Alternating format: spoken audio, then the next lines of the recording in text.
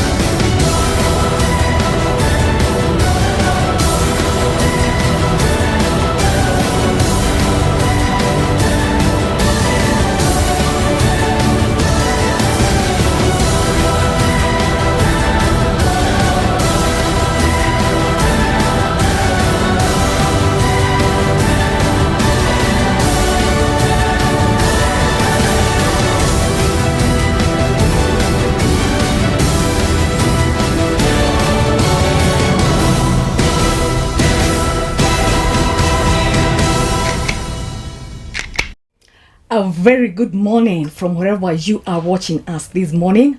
This is Zoe TV, and the program that is on air is the Zoe Breakfast Show. I'm your host, Catherine Wanjiku. Today is so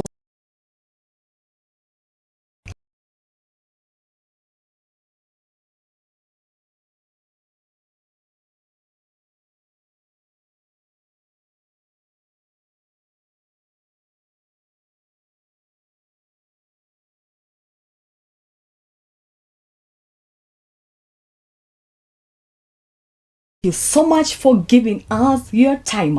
Let's look forward to a time of inspiration. Like we always say here on Zoe TV, we are here to inspire lives. It is a 3-hour show from now up to 10 a.m. And so please don't touch the dial. You can send us an SMS on the numbers on your screen and let us know where you are watching us from. You can also go to our Facebook page. You can drop a text and I'll be glad to read it. You can also share this with your friend wherever they are, wherever you are, locally and internationally. Let's do this show together one more time. This is the Zoe Breakfast Show. I'm your host, Catherine. Come out. I'll be back after the break with the devotion for the day. My name is Amy Kosgei Madubuko, and you're watching Zoe TV, Inspiring Lives. This is my message for you. Never allow your circumstances, your problems to define who you are. Where you are now is not your destination. There is more to this life. Keep trusting and believing God and keep becoming until you become what He has called you to be. God bless you and stay tuned.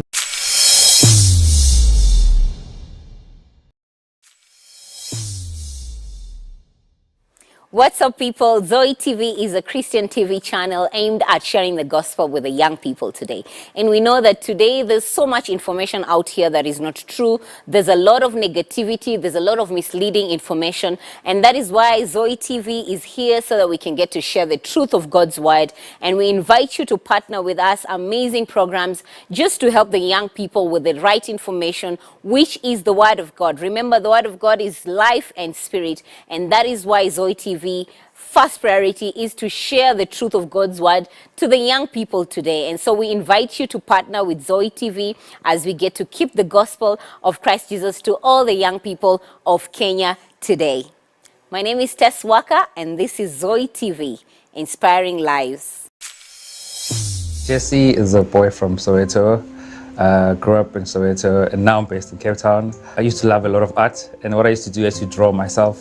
So draw on myself, and I'll get into trouble with my parents. Draw on yourself? Yeah, I draw on myself. So it's like my tattoos kind of, you know. That's one thing that I always got into trouble for. I could never stop it, you know. I think my mom saw it earlier that this boy is an artist, but my mom was like, no, stop that.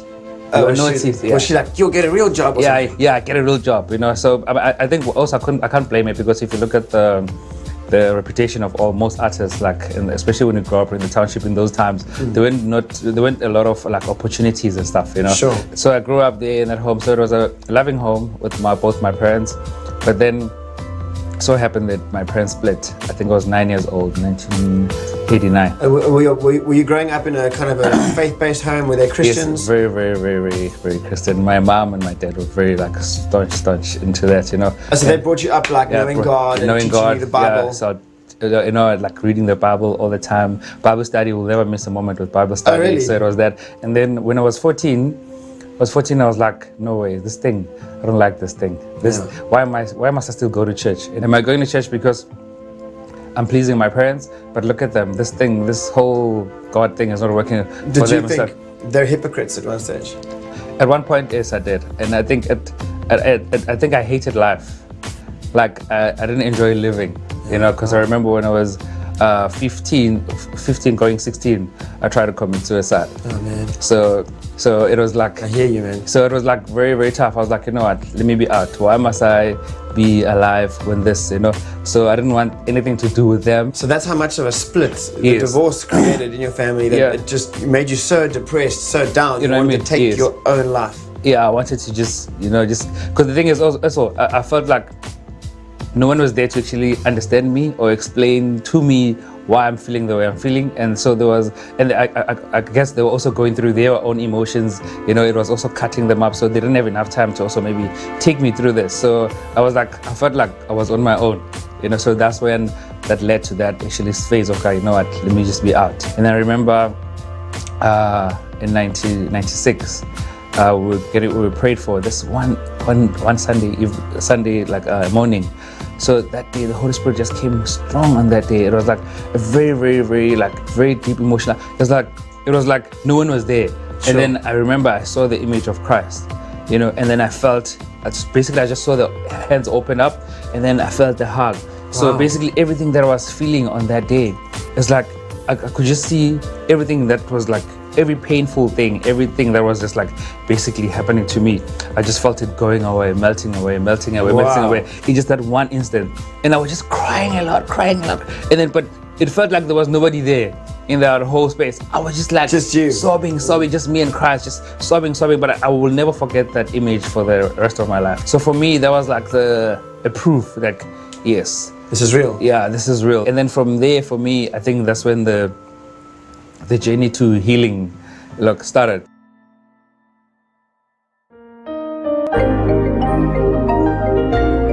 Welcome back, and thank you for tuning in one more time. This is a Zoe Breakfast show, and I'm your host, Catherine Kamau. We go straight to the devotion for the day, and wherever you are, I hope you'll be blessed. Our devotion comes from the book of Psalm 100. We can go there together. Psalm 100 from verse 1 to verse 5. That's where we get the devotion for the day. And I read, Make a joyful shout to the Lord, all you lands. Serve the Lord with gladness. Come before his presence with singing. Know that the Lord, he is good.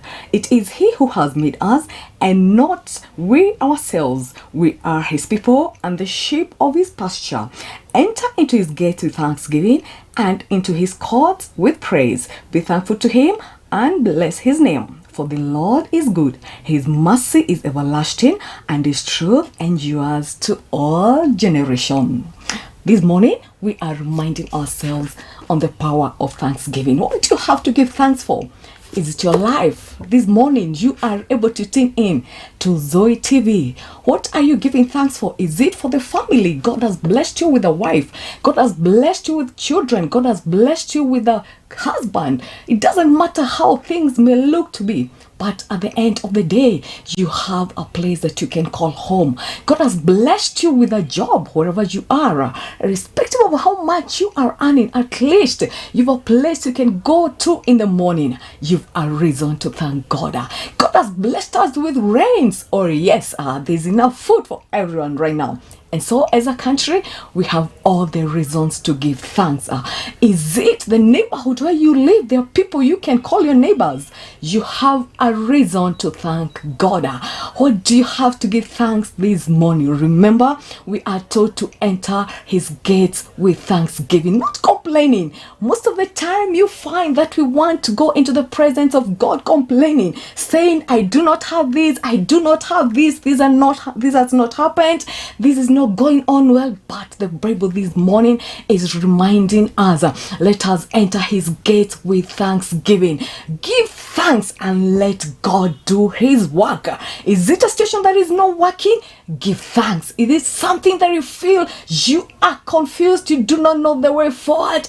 Give thanks. When you give thanks, we provoke God to do what him only can do. And so this morning, my word to you, I'm encouraging you this morning to give thanks. A whole month has ended from the 1st of May to the 30th of May. Here we are. We might not explain how we made it, but the truth is God made a way. At times our backs were against the wall, but here we are. One more day to the end of the month, but we still can say that he has been the Ebenezer. And so this morning here on Zoe TV, I'm encouraging you as we start the show. Let us start the show with thanksgiving. We have all the reasons, even the fact that your hands can work, even the fact that your legs can walk, even the fact that your eyes can see, your ears can hear, the fact that you're able even to go to the washroom unassisted, you are able to feed well. We have all the reasons to give thanks. I know sometimes we wait when we have something that we can shout to the world. I bought a nice car, I'm living in a big house, I've gotten that visa.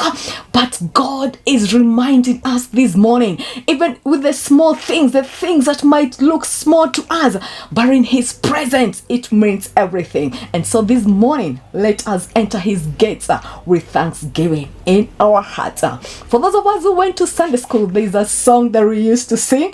I'm not a very good singer, but at least you can be so sure the message was well communicated.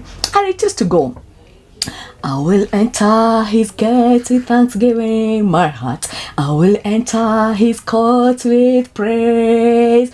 I'll say this is the day that the Lord has made. I will rejoice for he has made me glad. Oh yes, this morning here at Zoe TV on the Breakfast Show, we are going to enter his gates with thanksgiving in our hearts. And that's the devotion for the day. One more time, I'm your host, Catherine Kamau. Stay tuned. Thank you for giving me your time.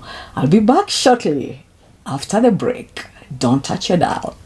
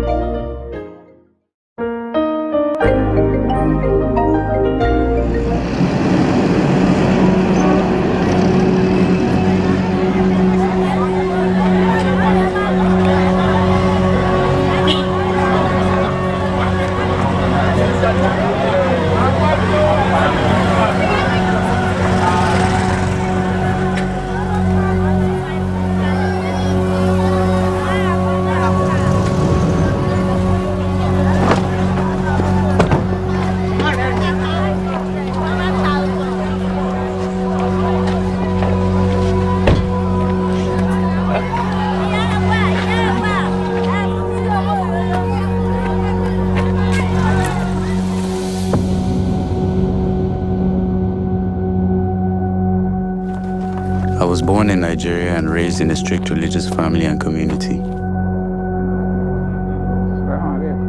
A family and community where religion was not just a belief, it was the foundation of our identity. Even though I have been doing this religious practice all my life, I still did not understand fully. It felt forced. I had many questions but dared not ask in fear of being silenced.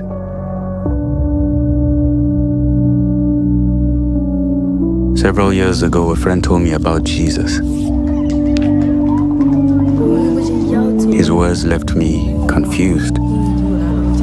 This Jesus that he mentioned was different from what I was told. But before we could finish our conversation, the fear of being discovered forced us to stop. The questions haunted me for a very long time.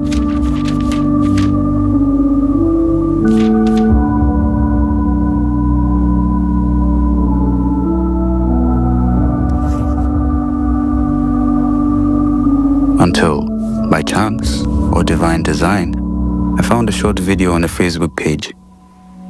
The message hit me like a bolt of lightning. Jesus wasn't just a prophet. He was the Son of God. I felt compelled to comment.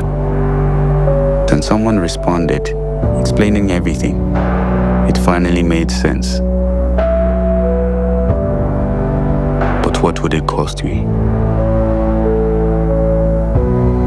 The more I chatted online, the clearer it became. The weight of doubt lifted. I knew I needed Jesus. And so, I surrendered. The hardest decision of my life became the one that changed everything.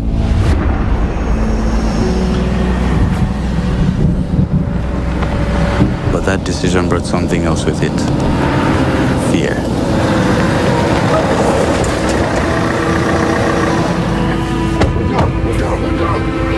A deep, suffocating fear that wrapped itself around me. I knew exactly what would happen if my family and community ever found out. Persecution wasn't just a distant threat, it was real and happening around me. It was a death sentence waiting to be carried out.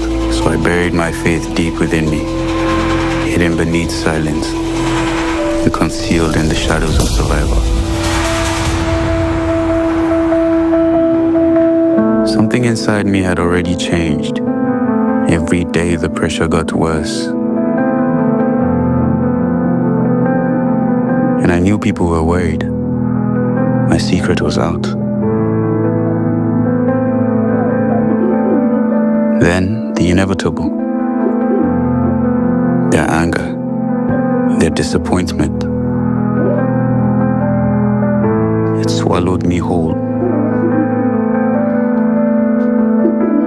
The weight was unbearable.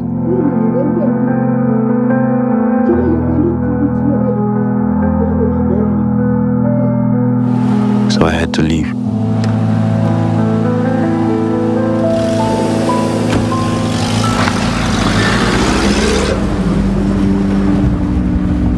To escape persecution, I fled with nothing but my newfound faith.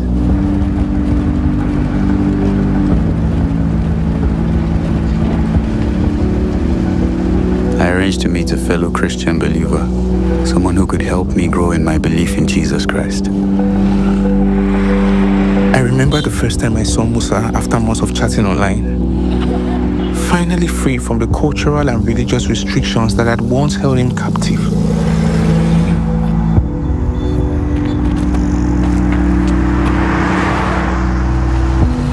Being with me in person and exploring the Bible without limits gave him a new sense of freedom.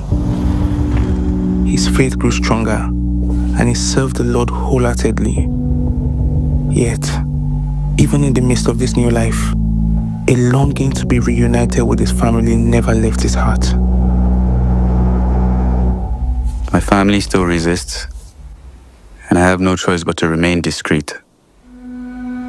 For now, my faith is a fire that burns quietly. Quietly, but it burns. I do not know what the future holds, but I know this. I will not turn back. I belong to Jesus, no matter the cost.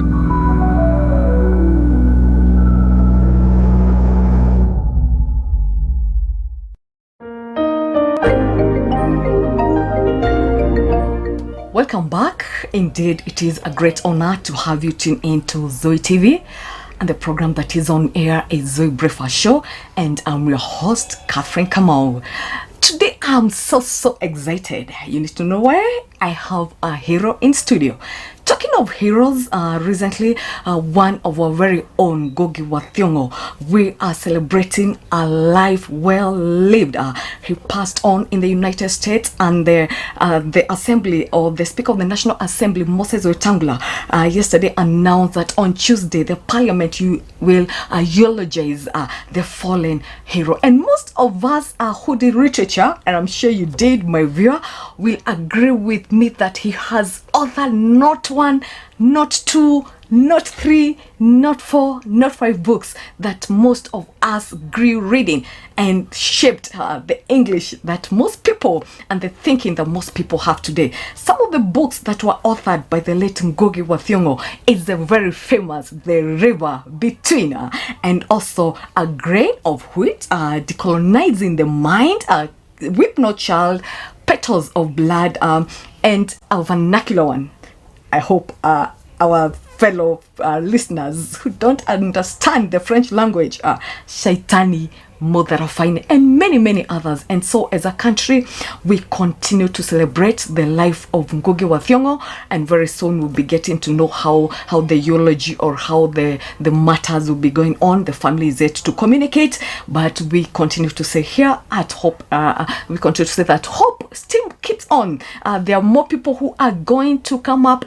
I'm sure he has mentored other people, and so his legacy lives on. And one more time, may his soul rest in eternal peace. In other news, we have some good news. Oh yes, and this is to the people who are struggling with cancer, and especially the breast cancer. The Ministry of Health has announced a significant reduction in breast cancer treatment. Most of us, or those of us who have cancer patients at home, will agree with me that cancer treatment can be very expensive, and most people have succumbed to cancer because they were probably not able to cater or to pay for the expenses.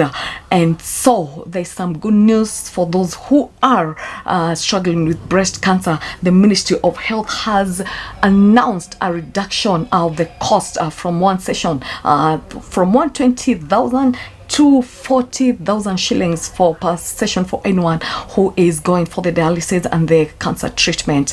And so that is some good news. If only it can be implemented, if only it can be taken into action. And I want to send a prayer to all of us who are watching, that we really need to pray for families that have been affected with cancer. It doesn't have to be breast cancer. It could be cervical, it could be prostate. There's so many types of cancer. And so these moments, let us uphold all the families that are having cancer patients. It can be draining financially, emotionally, mentally. It is not an easy thing to deal with. And also, let's pray for the medics, the people who are handling the cancer patients in our hospitals. And so as a country, we are called to pray. And you might not have a person who is struggling with cancer, but you can say a prayer. Probably it's a friend, probably it's a neighbor, probably it's someone you fellowship with, probably it's a colleague. And sometimes people are really not able to speak out what they are going through. They suffer silently, especially the men. You find if you are the breadwinner and in your family, probably your wife is struggling with cancer, you find it can be draining. And please let us stand in the gap. That's why we are here. We are called to stand in the gap. And so as a country, let us stand in the gap. And we pray also for our government that what is said is done. And when something is said to be implemented, when policies are being made, let us pray for the government, the government, and also the people who are responsible for making these policies work. The Bible says that we should pray for those in leadership. It is a command, actually. And so, tafadhali, we are being instructed that we ought to pray for those in leadership. And so, I'm requesting you, as you say a prayer, don't just say a prayer for yourself, don't just say a prayer for your child, don't just say a prayer for your spouse, don't just say a prayer for probably your sister or your brother. Let us take it upon ourselves to pray for even people that we do not know. Let us pray for people who could be struggling. Let us pray for everyone. Mention the leaders by their name. Mention the PSAs by their names. Mention the governors by their names. Mention the senators, those that you know. Mention them by name, the MCAs. We are called to pray for the government. And when things are right, you can be so sure things will be right in our lives, in our families, and everyone else will be happy. So that is some good news right there. This is Zoe TV. We are here to inspire lives. Wherever you are watching us from, please let me know. There's a number on your screen. Please write a short message. You can go to our Facebook page. You can also write a message there. I will be glad to read it out. Let me know where you are locally, internationally. We will be glad to know. This is Zoe TV, one more time inspiring lives. And this morning, I am your host, Catherine. Kamau will be back after the break. Welcome to Zoe TV. We are a free-to-air Christian TV station seeking to impact the youth through media. Watch Zoe TV channel and you will be entertained with talk shows, inspirational shows, news, music shows, and sports across Kenya and beyond. Our programs include youth and teens programs, kids shows, inspirational and educative programs, Christian news, great music, and so much more. Zoe TV, inspiring lives. 84 men every week in the UK commit suicide. 8 years ago, I attempted suicide. I nearly succeeded. I'm glad I failed.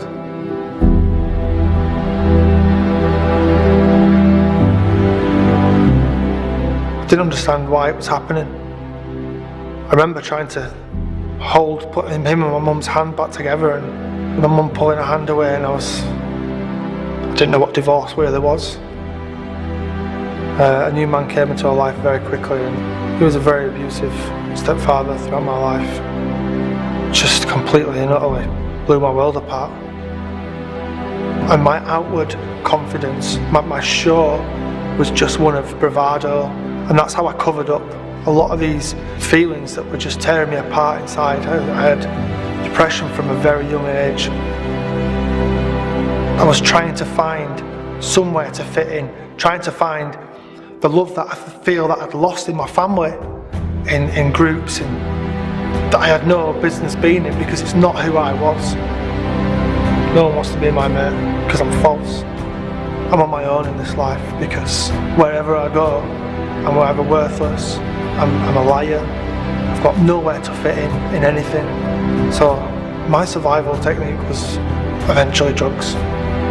You are so high and so up and so, yes, you use them to take away the horror that you're going through in your life, the pain that you're feeling, because you can't face your life. So you cover it up with a chemical.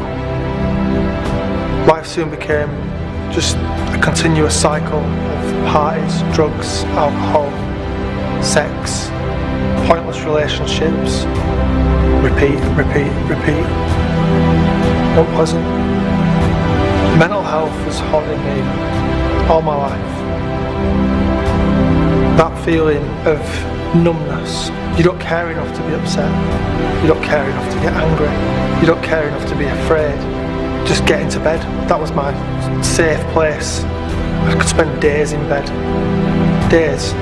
And then you start to pick yourself to pieces. You feel inhuman. You feel worthless. You feel like you don't deserve to be here. My daughter had only just been born. Should have been the happiest time ever. I don't even remember making this decision. This is the scariest thing about it. I remember just getting up off the sofa, going up to the bathroom, just emptying tablets, just scooping them up and shoving them in, and my son saved my life that day. Came up and found me, shouted his mum, and then I woke up in the hospital. And then you start to think, what have I done? My little girl could have grown up without dad. My little boy could have grown up without dad. After my suicide attempt, my relationship with the mother of my children, it broke down. I ended up dating a girl. She invited me to this place.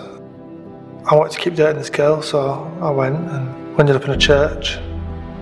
Thought they were all a bunch of nutters. My views on God, ludicrous. I'm there looking at my phone, sort of clock watching.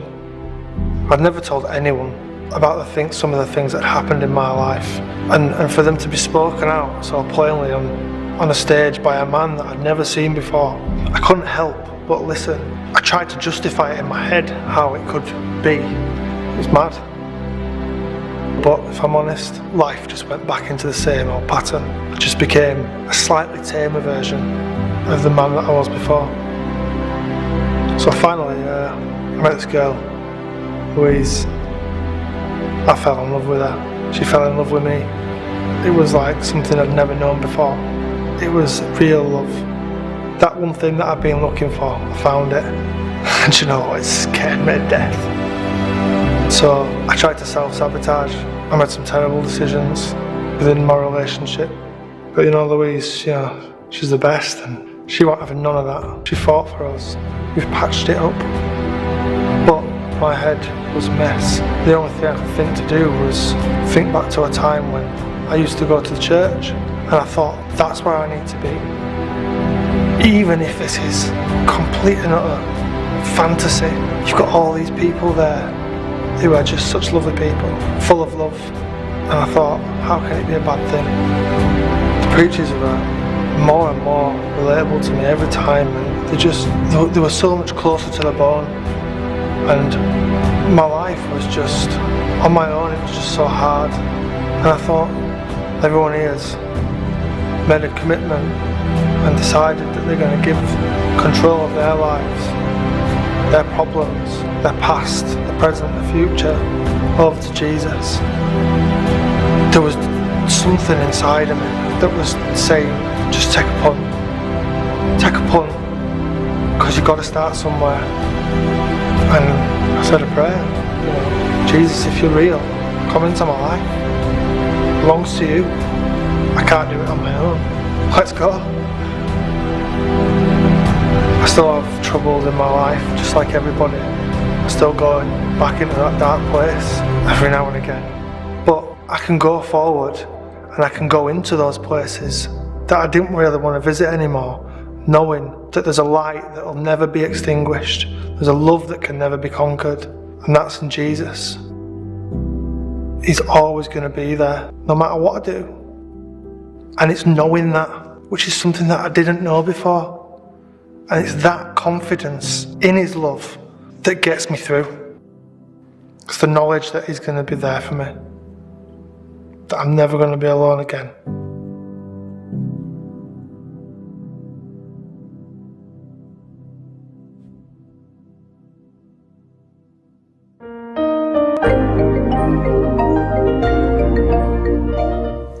Thank you for staying tuned. We are back.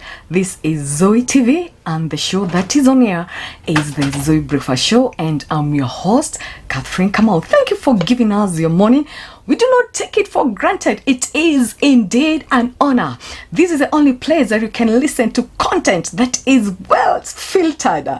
You can tune into Zoe TV with your wife, with your children, with your parents, irrespective of the age. I know some stations that you cannot actually tune in when your young child is there. And so here is Zoe TV. We say it is content for the whole family. We are here to inspire you, and I hope, it is my prayer, you are getting inspired this morning. Remember, I told you we are here up to 10 a.m. and so please don't go away. Keep me company. Share this live. You can go to our Facebook page at Zoe TV, and you can share it with your friends wherever they are. You can send us a message on WhatsApp on the numbers on your screen, and we'll be glad. You have a question you want to ask, please ask. You have a compliment, please do. You've something you feel you need to communicate to us, we are here for you. And so Zoe TV, we are here to inspire you this morning. Like I said, today is on Friday and I'm super excited. Before I unleash my guest for the day, I have a proverb. This is what my proverb says: tomorrow belongs to the people who prepare for it. One more time, this is my proverb.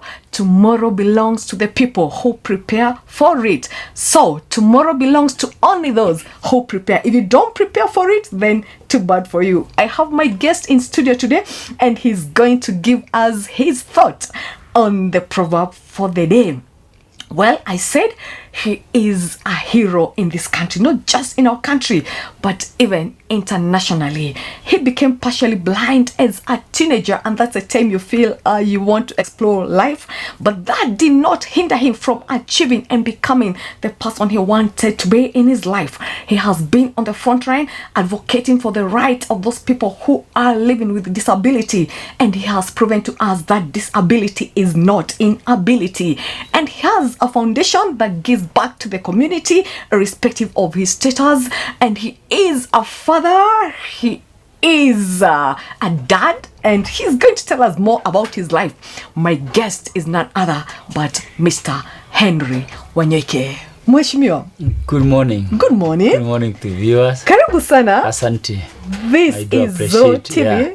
I'm happy to be here at Zoe TV. It's a great day and it's a good morning. Yes. We are happy that now we are heading to the end of the week. Thank God for the far He has taken us. Oh yes. From Monday up to date, we have seen His hand on us. Oh yes. Yeah. Indeed, we can say He's Ebenezer. For sure. This morning I was talking about Thanksgiving, and I was sharing on how sometimes we take things for granted. Even just the fact that you are able to wake up this morning, it's a reason to give thanks. For sure, we have to give thanks all the time. Yeah, it's not a must that we could have waken up, but because of grace of God. Oh yes. Here we are. Thank you. Henry Wanyoike. Here I am. It's such an honor. Able tell me, being blind, every time I call you, you say, Catherine, hello. So I'm like, how are you able to tell who is calling? That is the first question I really wanted to ask. Okay, for sure we have the technology. Now with the phone you can go to the talk back, and then you can be able, from the phone, all the contacts you have saved on your phone, you can be able, the keeps on telling you who is calling. And again, if you listen keenly to the voice, if you're somebody you are conversant with, then you are able to recognize the voice. So for us it's not more of physical, like now since I can see, but the voices are, they always in they are always in our minds. So you can be able to tell this so and so is calling, or so and so is talking. Yeah. Wow, I read one of your quotes and I was like, I lost my sight, but I gained a vision. That's deep. How was the inspiration on that? Okay, you know, even in the Bible says that people without vision, they perish. So to me, though I lost my sight, I never lost my vision because of what I wanted to be and what I wanted to achieve. And I thank God has enabled me to have achieved most of my dreams. Yes. And I'm yet, though I have achieved some, but I'm yet to achieve more and more.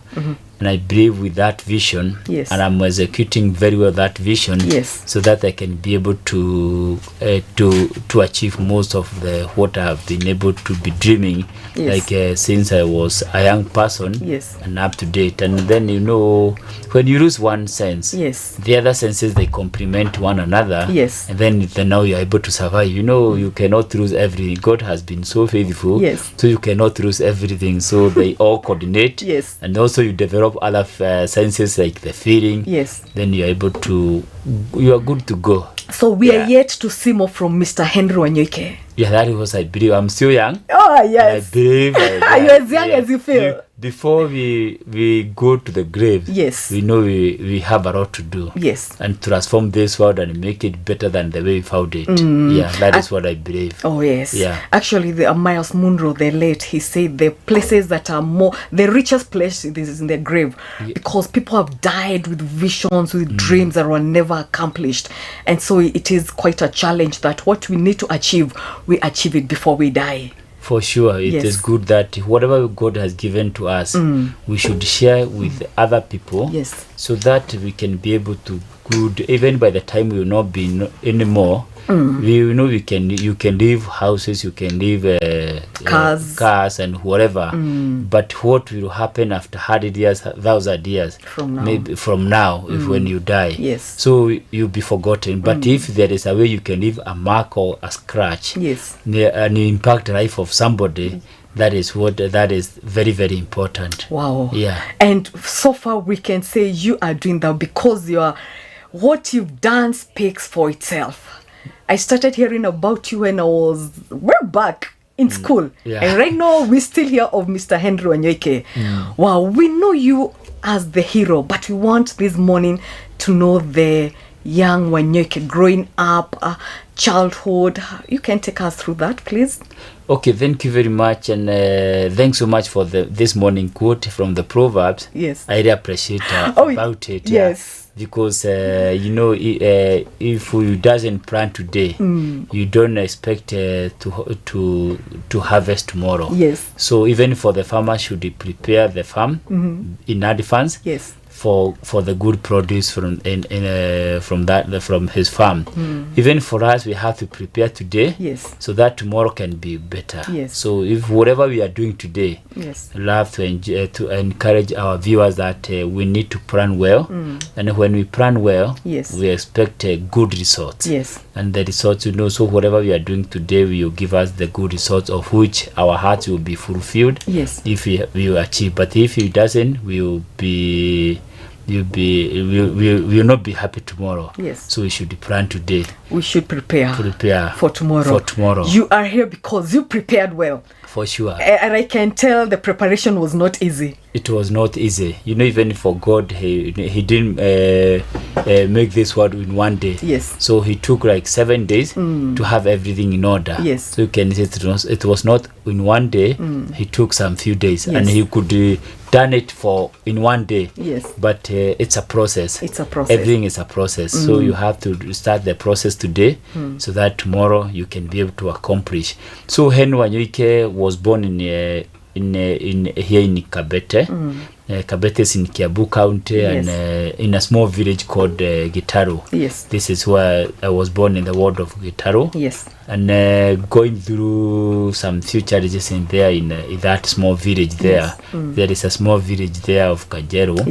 And that is where I was born. And before we left, when I was in class 4, then we moved from that village to another place not far from there, like another kilometer away. Then I went to Kajeru Primary School. Kajeru Primary School, then later Kahuahuru High School. So in all this time, I was born with my good sight. Until I finished Form 4 in Kahuahuru High School. That is when I lost my sight at the age of 19. Going to bed, then the next day I could not be able to see again. In fact, this month of May, to me, it's a blessing month. In the beginning, it was quite tough. Because I lost my sight on 30th April 1995. And from 1st May of 1995, this is my 30th year since I lost my sight. And then this is the month I was celebrating my birthday. So to me, it's a month of hope. And because of what I've been able to achieve, and I always celebrate 2 birthdays, the 1st of May and the 10th of May. So I'm so lucky to have 2 birthdays in 1 year. Tell me, how did it feel waking up in the morning and having lost your sight? You are a teenager at this point, you have dreams. At the time you are trying to discover life. How was the feeling?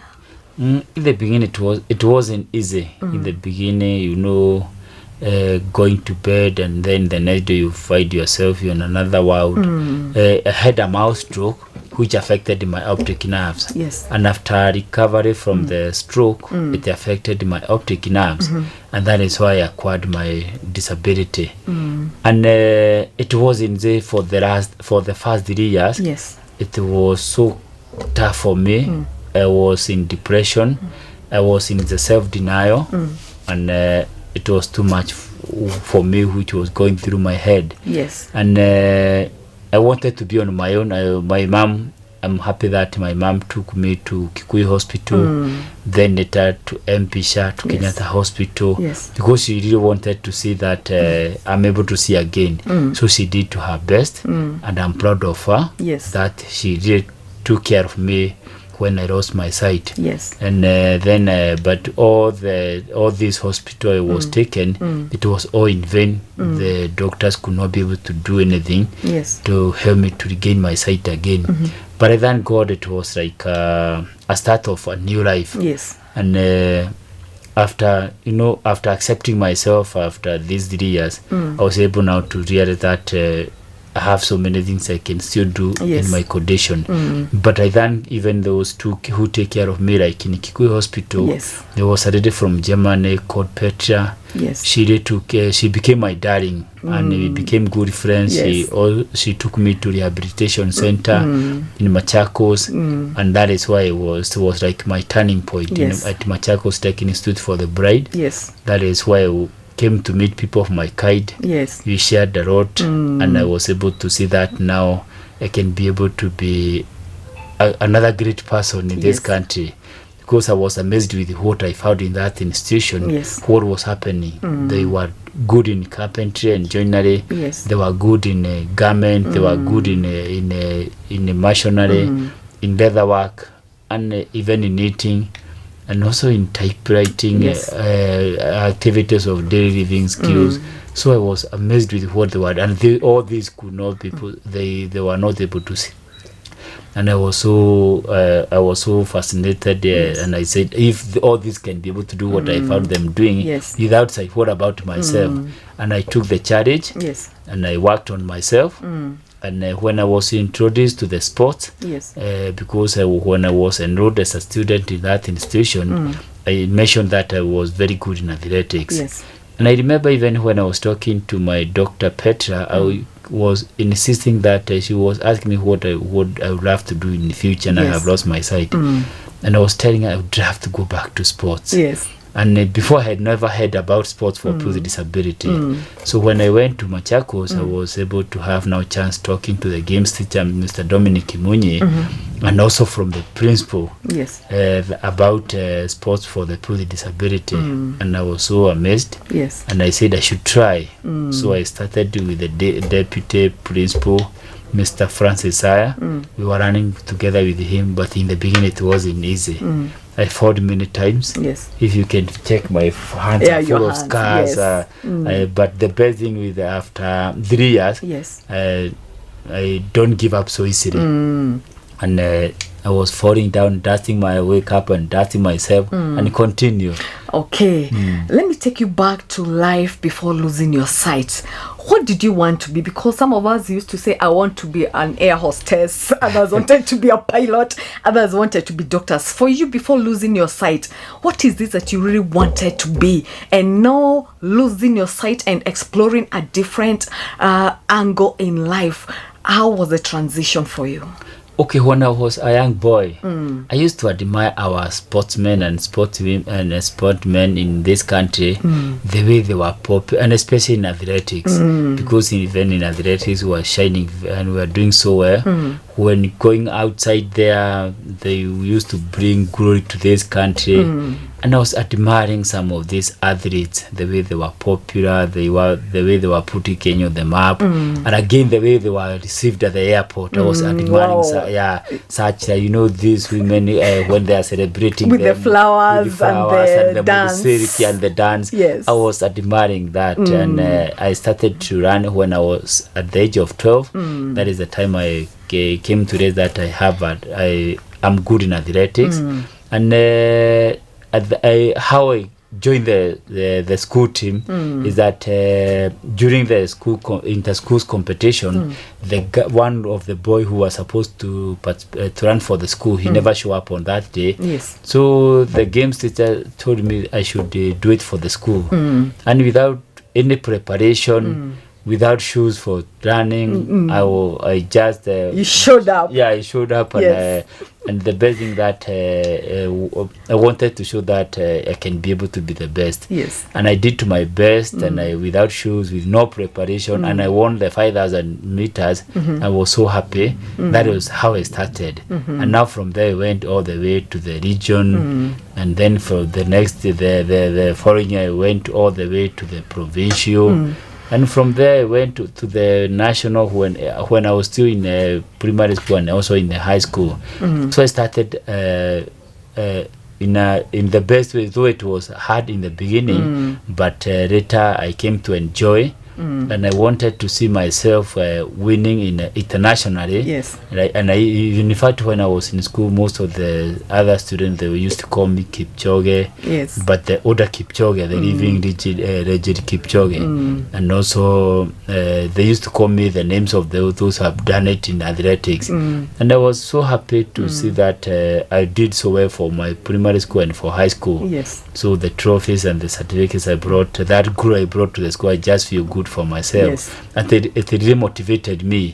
Even when I lost my sight, it was like my dreams were shut down. I didn't know that I'll be able to continue again in sports. Yes. Until the time I went for rehabilitation. Yeah. Wow, hold it there. What a guest this morning. It took hard work. It took determination. It took effort for my guest to be where he is today, and he is celebrated not just locally but also internationally. We'll hold it there. Once we are back after the break, we'll get to know the achievements my guest has made, because the list is long. I was trying to go through the medals that you've won, and I couldn't exhaust it. Yeah, quite a lot. It's quite an achievement. And that is my guest, Mr. Henry Wanyoike. We'll be back after the short break. This is Zoe TV. You are watching The Breakfast Show, and I'm your host, Catherine. Come on.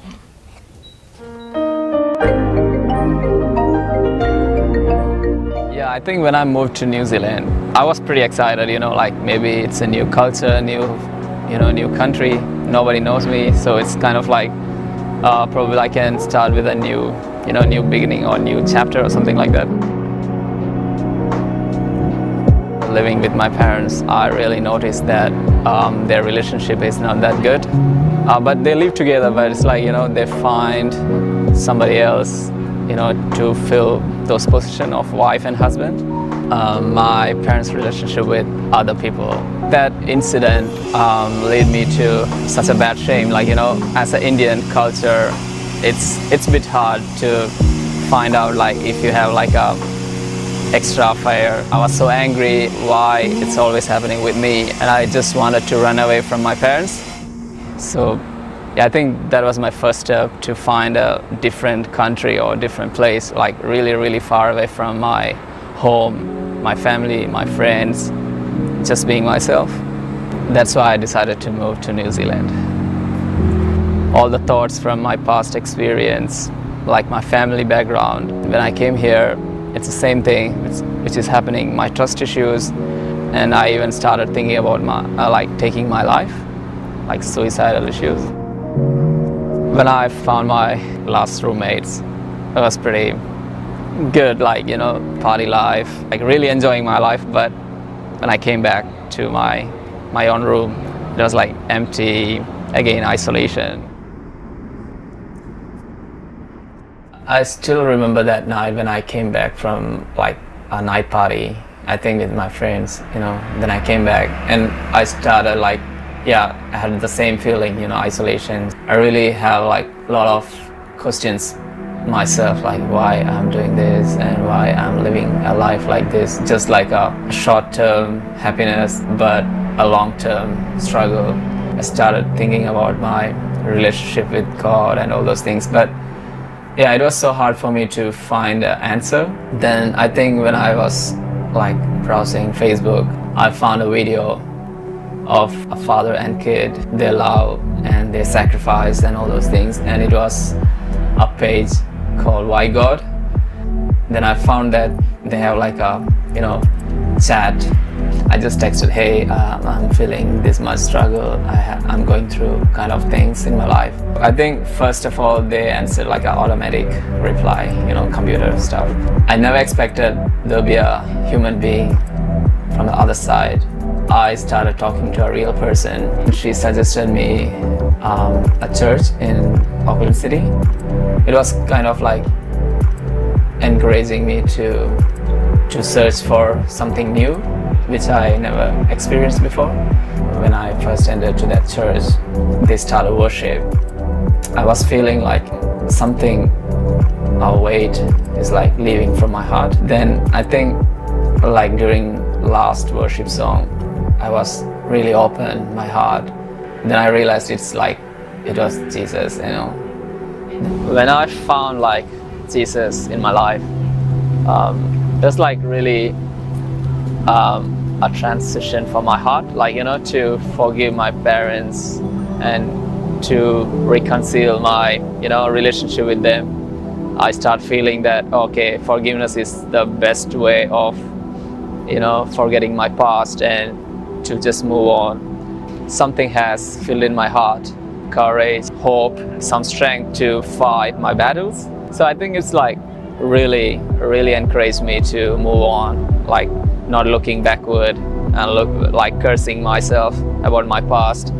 So I just had that strength to move forward in my life.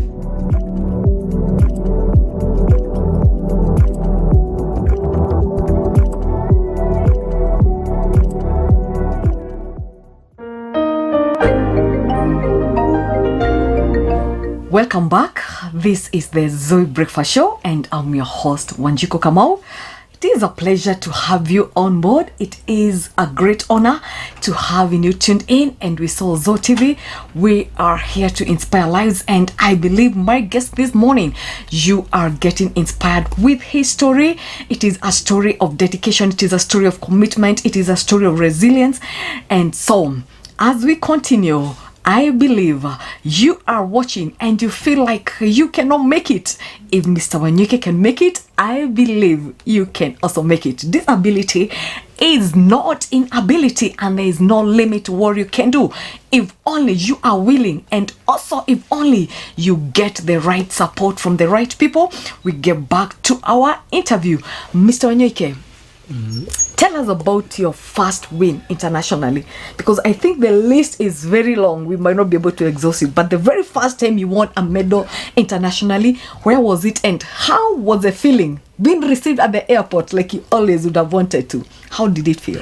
Okay, thank you. My first national assignment was in Australia, Sydney, when we went to represent this country during the Paralympics in Sydney. And it was my first experience, and it wasn't easy. I was competing with the champions, and I didn't have any experience running internationally. And also with the guide, it was a runner which was had a lot of challenge, because my guide up towards the end, he was not able to finish strong at the end. In fact, it made me to lose the world records with only 3 seconds, though I won the race. That was my first gold medal, first attempt and gold medal.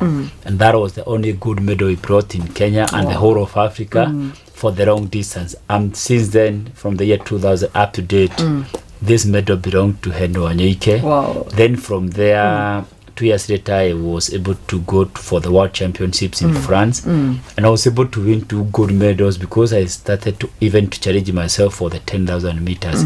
When my first medal in Sydney, it really motivated very, very much, and I said I should do much better or train hard in 10,000 meters, of which I've never done before. Yes. And to see whether I can, somebody like me and a young person, I was saying, I should win more medals. And I trained for 10,000 meters, and I won 2 gold medals in France, and 2 world records. And I was so happy that and now I'm able to be the best. In fact, when we were in Sydney, I remember during the start, there was that small introduction before the race. Normally have the introduction. So they just mentioned my name, Henry Wanyoike from Kenya in 3. Yes. There was nothing else. Nothing else. There was nothing else. So, but for the others competitors, they have very nice. They were well decorated. And I turned to my guide. I told him, even for us next time, we need a better introduction like that one. Yeah. I didn't feel good. It's like they were like trying to undermine or show you are yet together. We are very far much behind. Yes. I told my guy next time it's gonna be us. God, it will be us. Now that we were in Sydney and we were in the finals, so we won a medal. Yes. So for us, I didn't care which medal, but I have to make up all the way to the final. Yes, many years down the line, that has come to happen because the list of the medals that you've won cannot be exhausted in a. I mean, it's such a long list. Yeah. So how did it feel now, many years later, now being received at the airport by the women you really wanted, you desired, and having seen your dream come true? How did it motivate you? Okay, after Sydney, that first my gold medal, which I missed the world record with only 30 seconds. Then 2 years I had to work hard for the 2 world records, and then from there I went to Canada for other world championship. I won 2 gold medals and 2 world records. Yes. Then from there in Athens, I also won a gold medal in both 5 and 10. Yes. From there, I decided even to challenge my father with sighted people. Yes. And now I did my first 10 kilometers road race in Singapore, and I was able to win again with all the sighted people. I decided I should even challenge myself further in the half marathon, and I was in Hong Kong, and of which I did so well. I was number 1 again out of more than 12,000 people. Yes. From there, I said I should even try for 2 kilometers in Japan, and I still was the best. I was number 1. And from here, I was able to even to do very much harder, and after hard training, I was able to beat 3 world records. In fact, at the moment, I still hold the 3 world records, of which made me to find my name in the Guinness World Book of Records. Yes. So from what I was dreaming to see myself being celebrated at the airport, you know, when it's a good feeling when you see yourself at the podium. Yes. And not just a podium, you are not number 2, number 3. You're number 1. And seeing the Kenyan and flag now you see you being have hoisted. you see now the flag of Kenya going up, and then everybody is standing up to the Kenyan national anthem. It is just a good feeling, and in sitting it was a good feeling for me, and I thank God that He enabled me to be now to have a.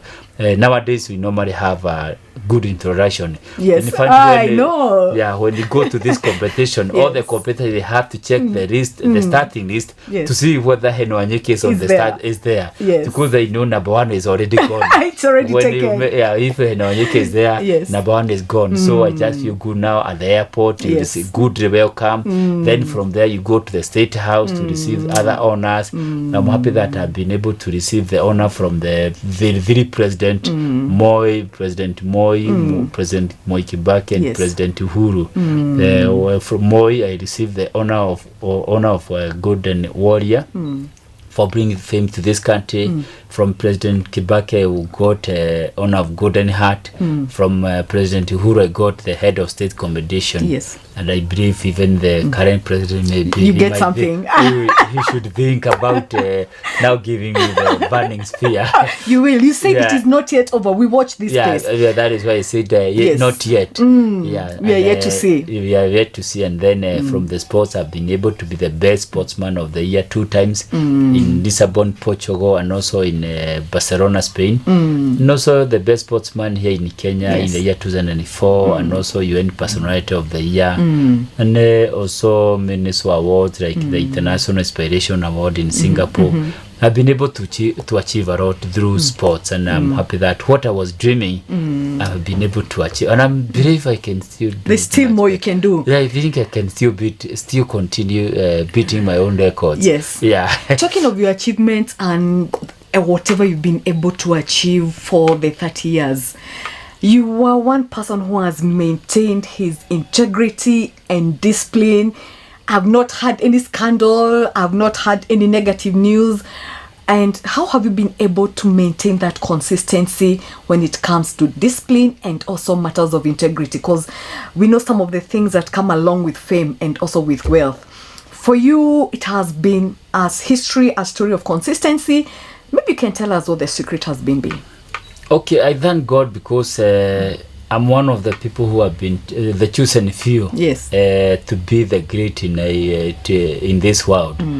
And from where I was born and so many challenges I went through, I thought I should take myself. I had to call me like a small meeting with myself, that I should take myself like a role model. And as a role model, we have so many good celebrities, but they are not good role models. But to me, I said I should be different from the others, that I should be a role model to many, and especially to young people, because I believe I normally work with the future. The young people with the future, people who they are dreaming to become whatever they want to be when they grow old. And I'm happy that through the discipline, and God has enabled me to keep that discipline, to be a good person, whether in the way I dress, the way I keep myself, the way I associate with anybody.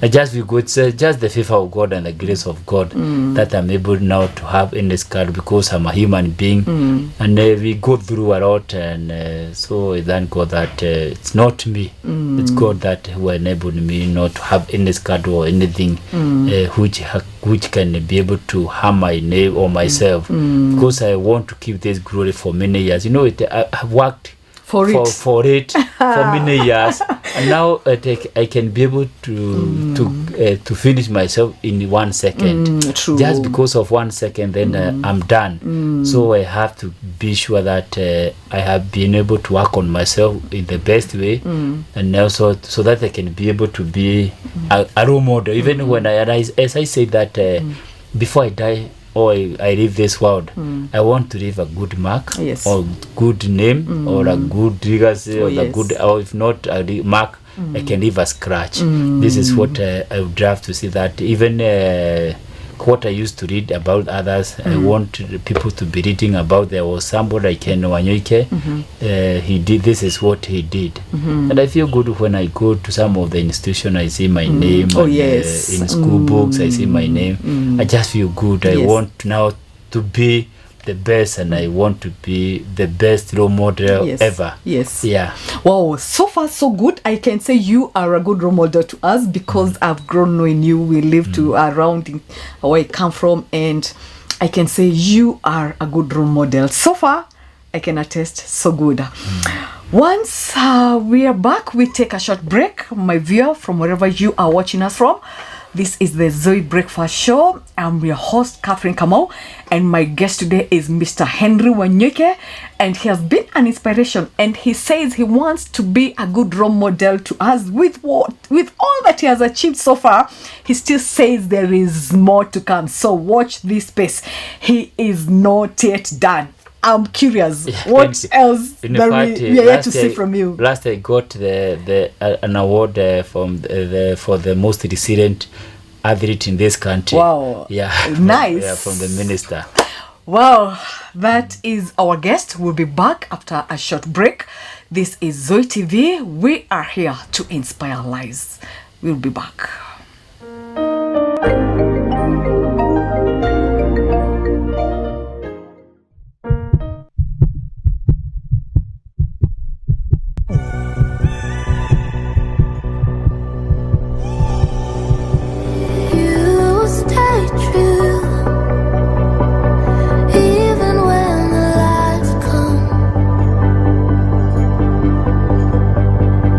Your word remains truth.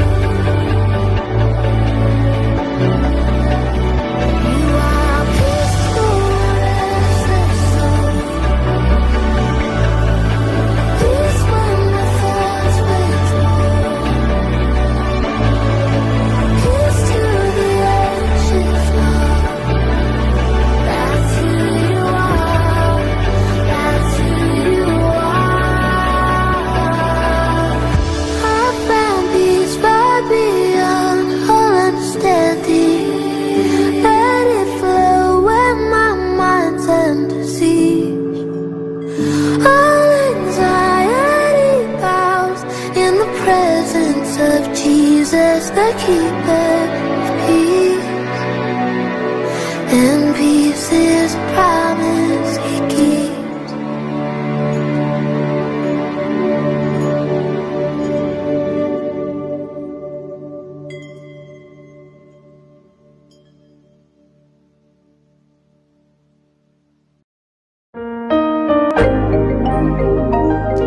Welcome back. You are watching Zoe TV, and this is the Zoe Breakfast Show, and I'm your host, Catherine Kamau. It is a pleasure to have you on board, and this moment I'm talking, or we are sharing more with my guest, and he is Mr. Henry Wanyoike. He is a family man. He's married to one woman, and he has 2 children. And so, Mr. Wanyoike, blind and married. Yeah, for sure. Tell us how kuliendaje? You know, even with in my condition. How are you able to spot this beautiful lady and kumuingiza box? You know, even for people with disability, yes, we still have responsibilities, and we also have a role to play in the society. So I got married, and then we are blessed with 2 boys, George and Hugh. Yes, and I'm proud that. I'm a father, and now at least when I'm doing all this, at least even when I'm inspiring others, yes, I have my own to inspire, and I feel good that God has given me a family, and I'm happy because even when I'm done and when I feel I'm like I don't have energy to move on, they always motivate me very well. Like the young boy always give, when I go to some of these countries, yes, and sometimes you don't make it. When you come back, yes, what happened today? But you just talk to him. It can happen in sports. You can lose, you can win. He believes the father must win. Yeah, he always believes that whenever I go, I have to win. You have to come back with a trophy. So the expectations are very high on his side as well. Come he has to check whether I have won. Yes. So if I didn't make it, so he is always very sad. Yeah. That what happened. So he always there to see that I'm always the best, and he always feel good. He always have so many questions, and yes, I feel good. So he's your greatest fan. Yeah, he's my greatest fan. And I'm sure he's so proud. He tells everybody, you know, here our children are. I can't actually, you know, my dad, you need to watch my dad, you know. So I believe that's a kind of... Yeah, sometimes when we go out for this competition here locally, he always accompany me, yes, to see how I'm doing it. And I believe, though they are not very active in sport, the 2 boys, yes, but I believe maybe whatever they want to do in future, yes, they'll be able to achieve, and I'm there to help them to accomplish and be able to achieve, yes, their dreams to come true. Yeah. Wow, tell us more about the Henry Wanyoike Foundation, because I know that is something that you really majored into for those people who live around Kikuyu. What was the inspiration? What made you start this foundation? Okay, the reason why we came up with the Henry Wanyoike Foundation, it is when I won my few medals from the year 2000, most of the people are coming to say to me and look for help. And through the help of my good friends, people like Gideon Gashara, who has been a great help to me, who have been working with me for all these years, we decided on how we can be able to think on one organization, one vehicle, whereby we can be able now to help our people. Yes. You know, as I told you, I was born in a village whereby we came, there were so many challenges at that time. And then, so we thought it is good we have an organization, and we came up with we proposed the name Henry Wanyoike Foundation, so that we can be able to assist our people. Yes. And for sure, from the year 2005 when the foundation was registered, yes, we have been able to do a lot. And so some of our main objectives is about disability, and with the disability we do support with the mobility aids like wheelchairs, walking sticks, and also we normally do like talks to these people who have acquired disability when they are old, or even those who have been born with it. Yes. And also talking to their families on how they can be able to work very close to these people. Yes. And also advocating for their rights during the disability mainstreaming. This is what we are trying to talk for on their behalf. So we are like the voice of them. Yes. And I'm happy that most of the things in our country have been able to change since the year 2004 when before Sydney there was not so much for us, but when our President Kibaki took over, now we've got now our act for people with disability, and it also has been of great help to us. And now at least in Kenya we can say we have a little voice, not too much. We are not yet, but I'm happy that where we are, we thank God. Then from there we have the other department is about education, because I believe education is very important for everybody. And we started a small kindergarten. For the money I won in Athens, we bought a small piece of land next to the village where I was born, and we were able to build a small school, and we call it Theresia House of Hope. The name Theresia came up from a lady who she read my book, and she had a chronic disease, and before she died at the age of 23, she said all the money which was in her account, that was 10,000 euro, which is equivalent to 1 million Kenya shillings. That money we decided that the best thing is to remember this girl, is to have a school under her name, and now we have a kindergarten from the year 2006, and it has been there all the way. We have like 70 kids who are in that school. It is in fact at the moment it doesn't have any child with disability, but for us we support all. Then through we also give scholarships, we also give partial bursaries, and we sponsor some few students to go to either high school or in colleges or in university. We partner with the university like Strathmore and other colleges, and we normally get those scholarships, and we are happy that one of our first product in the foundation, now he's working with the UN. He got a scholarship at the University of Strathmore, and he's doing so well. He got first class honor in mathematics. We feel good. And we also have others who have graduated in law, in engineering. So I feel good that when you see the achievements, when I will see all these achievements, we just feel good. And the other thing I'm doing in education is about I do a lot of school visits for motivation, because I believe, as I said, I believe working with these young people, there is a lot of happiness, there is a lot of joy working with young people, and they're the future of tomorrow. And they are the future of tomorrow. I want to see them by the time they leave school, they are well prepared, and by the time they go to the society, they are well finished product. So I'm trying to supplement what the teachers are doing, and to help them, to the teachers from what they have been doing, to show to them they are doing a good job to our children. So if there is a way, I can also help in my small way. And I feel good because I have been to more than 1,300 and some few schools. Wow! In this country. That's a big number. 1,300 schools and above. And I feel good when I'm talking to these young people, because I believe now we are changing and transforming this world and make it better. We have a good Kenya, because it's now the Kenya for tomorrow, and we want to make sure that we have a good Kenya, and we don't want to see when I'm moving around there, nimepigwa geta na huko. So that is something I'm trying to see, that we don't want to see young people heading in drugs. We don't want to see young people heading in frustration. This is what I'm doing. And again, I have written a book, Henry Wanyoike, Victory Despite Blindness. Oh yes, one more time, Henry Wanyoike, Victory Despite Blindness. Yes, where is it available? It is in most of the bookshops in town, and it has been a good book for young people, because it talks about my story. And it's a good book. I can encourage many young people to read, or everybody to read the book. And then this is what I'm doing. And then the last one is about environment, because I believe when we are running, when we are in a good environment, it's conducive. That is the time you give to your best, and you win very easily. So I'm very happy, very passionate with the environment, and there's something we have with the foundation. We have been able to partner with so many organizations like Coopers Kenya, Brad Kenya, in the planting of trees in institutions, in schools, in public facilities. And I feel good when I see all this happening.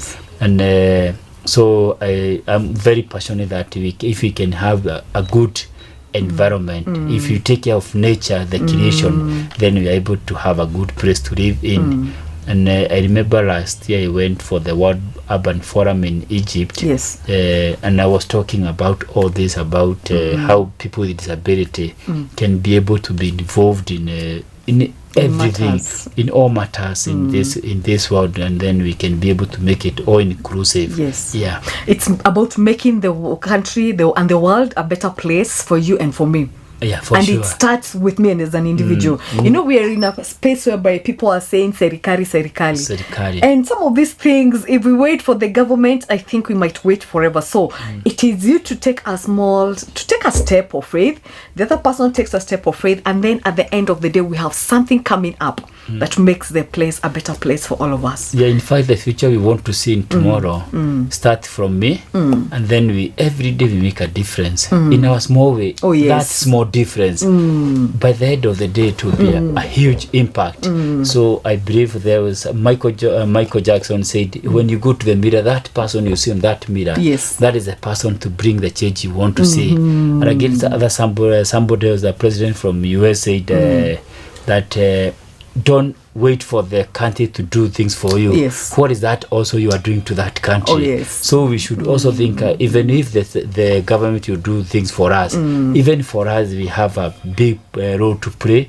We make sure that though the government has to chip in, but even for us, we have a big role to play to enable to make sure that we have a good place to live. Yes. Because the government cannot do anything, oh, yes, everything. We also need to be responsible. We need to be good people to the creation. We need to be good people to everybody, and then we can have a better world to live in. Wow, what a challenge. It starts with you and me. As we wait for the government, what are you doing as an individual? Sometimes I see people even littering around. Mtu anakunywa maziwa, you drop the packet. You drink some water, you drop the can. And then I'm there. Whom are you waiting for to come and take care of your environment? So we are saying it starts with you. Kunywa maji, weka chupa kwa mfuko, go deposit it a later time once you get home. Mtu anakula machungwa, you drop the peel. You take a banana, you drop the peel. You're actually not even being considerate of the next person. Yeah. So what we're saying is, let us take care of our environment, even as we wait for the government. Our brother's keeper. Yes, and be your brother's keeper. Yeah.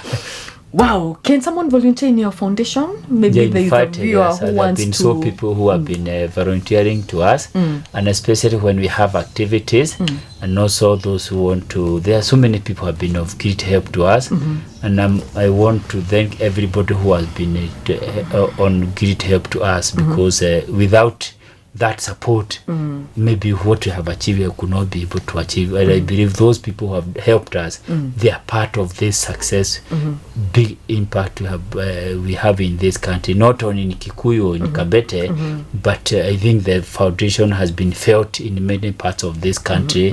Like now we had a water borehole in Machakos. We have a small class in Nakuru, which was named after me. So there are so many things we have done in this country. Like even when I'm going to all this in the rest of the country, doing motivation. So that child who is in Kakamega, in Mombasa, belongs to us, and that is why I always go to talk to them before. Like in sports, because what I run through sports. In sports, you value everybody. Yes. There is no that discrimination. We are all one. Yes. Because when I win, I'm being celebrated by everybody in this country. Not just people in your county. Not just from my area, but they all celebrate me. And in fact, when I go to all this part of this country, I always get warm welcome. Yes. And they don't see my color, my disability, my religion, or my tribe. They see like I'm one of their own. Yes. So that is why I'm trying to, when I'm going there, that we don't need that tribalism. We want to work as one, Yes. with one, because we're in the same country. It's only that we are in different parts of the country, but we are all one. Wow. Yeah. In short, you are saying we are one Kenya, one people. One people, one Kenya. Yeah. Right? And one God. And one God, yeah. Well, thank you so much. What an inspiration this morning. It's beyond where you live. It's beyond who you are. Mr. Henry Wanyoike, he is my guest for today. He's here to inspire you, and I believe you are getting inspired.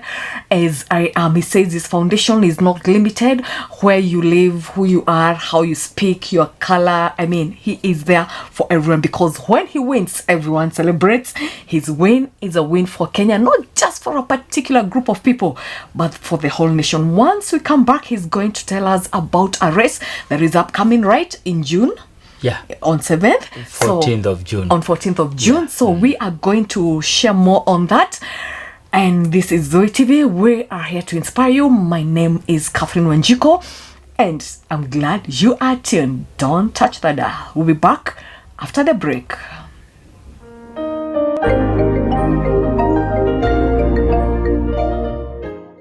Sharing the gospel in your everyday life can sometimes be a struggle. So today we're going to go through 3 points to help you keep prayer a priority in your life, to be able to help you in those situations.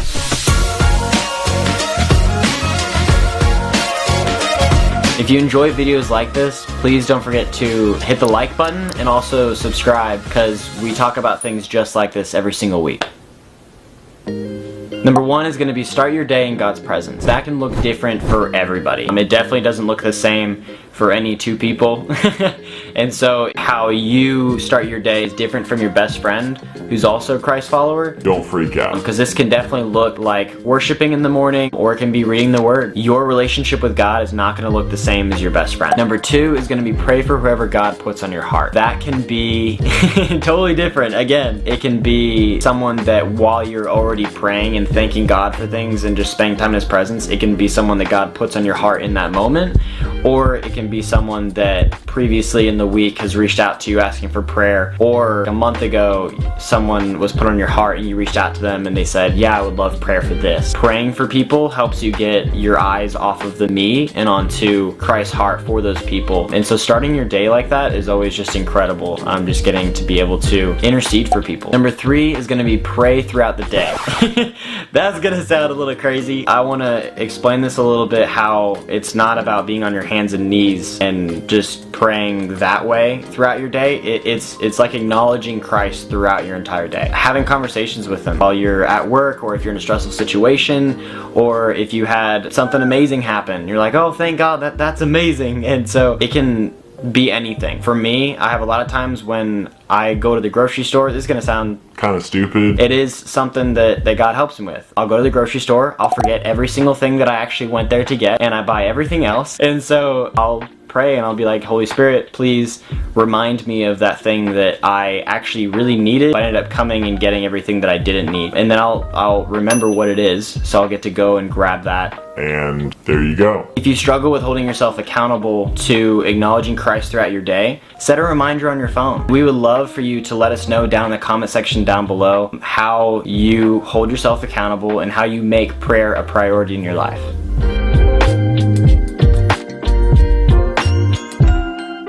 I'd say I had a relationship with Jesus from pretty early on, as long as I can remember. Although I had that relationship with Jesus, it still, to some extent, felt like a compartment of my life. It wasn't really until I was 15 and I got really, really sick. I had appendicitis. There were complications. I essentially ended up being in hospital for 6 weeks. And after the initial appendix was taken out, there was further infection. I really started to deteriorate then. But it was really in a place of desperation. My dad, we prayed and we called out to God. In any other situation, I would have thought this is pretty intense, but we were desperate and we just begged Him to heal me. And in that hour, on the night that we prayed, I had this dream where I heard someone preaching from the Bible. So in the dream, I stood up next to my bed, put my hands in the air, and I just begged God. And I said, God, I want you to heal me. I need you to heal me. Please don't let me die. My health just got better and better from that day forward. And I just decided, hey, I want to go all in. Jesus, I want you to be my everything. when things are so bad and they seem so difficult, when the storm around you is just overwhelming even, we've got to remember that Jesus is right there.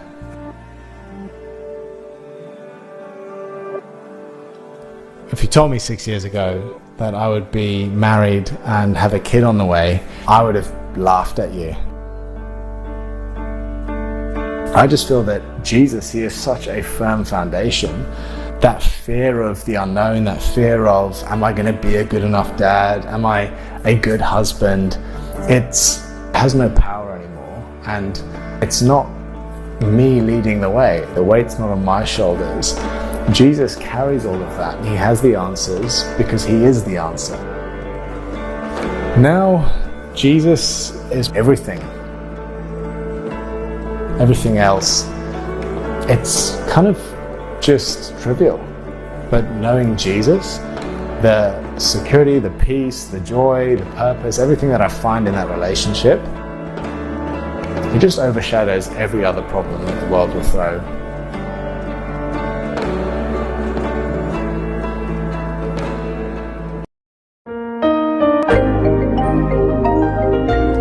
Welcome back. You are watching Zoe TV, and this is the Zoe Breakfast Show, and I'm your host, Catherine Kamau, and we are here up to 10 a.m. So don't touch that dial.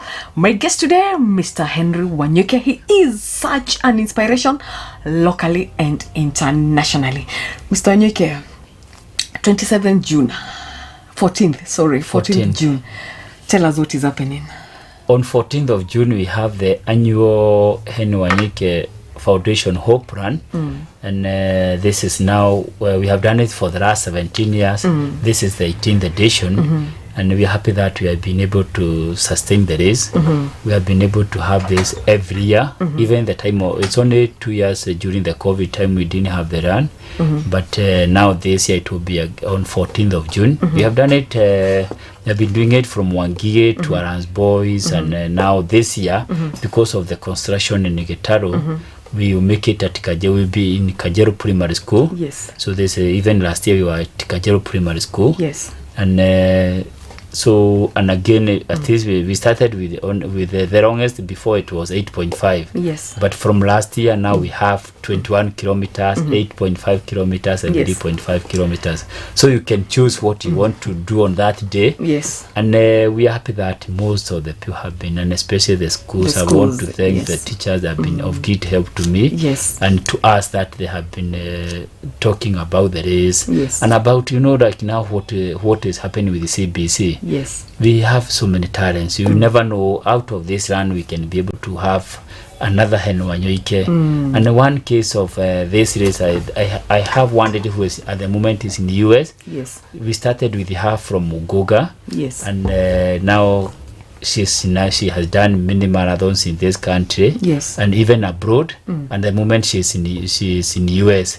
So I'm happy that this race has produced some other champions. Some results. So we have able to see the results. This year, yes. The theme is about the health issues, because we need to work out on our health, because we want people, when you're in good health, you can be able to perform. Yes. So we are talking about the health, the health and good eating. Yes.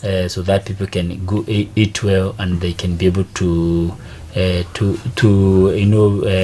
even like bring people together. Yes. And it's a social event we are happy about, because people come from all over. We have people coming from other parts of this, not only from this area. Yes. They come from all over. And so they have been able to see the importance of this race. Yes. And the benefits goes to what we are doing like now, enable me to travel to all these schools I'm traveling to in the country. Yes. And also to help the other activities we are doing in the Henry Wanyoike Foundation. Our guest this year will be the British High Commissioner. Wow. You'll be our guest for this year. Last year we had Dorcas Rigade, the former Secretary. Yes. She was our chief guest. We have brought many embassies as the guest, like the embassy of US, yes. Germany, Denmark. All these people have come to grace our occasion. Yes. And even the government itself, I'm happy that it supports. it's also support, and especially the local administration. demonstration, like this is Kikuyu, this is Kabete, and all the officers in this area. They have been of great help to us, and I want to, even the churches have also been great support. Many people, I'm happy that it's not easy to see people celebrating in your area. The community has embraced it. In other words, that the community. This is one of the greatest event in this country, and especially for young people, the children. As I said, I work more with young people where there is a lot of happiness. So we normally have it. We like last year we had 4,500 participants. This year we expect even more participant. Registration for kids is only 50 shillings. For adults it's only 100 shillings because we want to make it affordable. We want to see everybody. We want to have everybody on board. So it's an done whereby it's afford. Most of the other races they are quite expensive, but for us, even with that little money, it helps a lot because this is the money we are trying to make the difference together. And all the success you have seen, it's out of this one shilling which is well spent, and we are happy for all our sponsors who have been supporting this event for many years. Without all these support, the sponsorship from the companies, from individuals, from organization, we could not have been able to do what we are doing. And especially the sponsors from Kikuyu Kabete, I really appreciate the good work they are doing to help me. Well, one thing I like about this race, because I'm one person who always participates in it, by the way, Sikosangi, I'm always there, and this year I'm waiting for my t-shirt. One thing I like about the race, the Henry Wanyoike race, is the way the children embrace it. Most children have marked it in their calendar because I work in the children ministry, so I know how much they anticipate to participate in this, and this is something that really I can recommend, because at least our children, when they're growing up, they'll be saying, we used to see this happen, we used to see this happen, and this gets back to what you were saying, you want to be a role model. Sometimes they're not able to afford other marathons which are quite expensive, but for you, making it only 50 shillings, I believe every parent is able to afford that. Quite a number of parents can afford that. So that our children can participate. Maybe I can ask you, why did you opt for a run and not something different?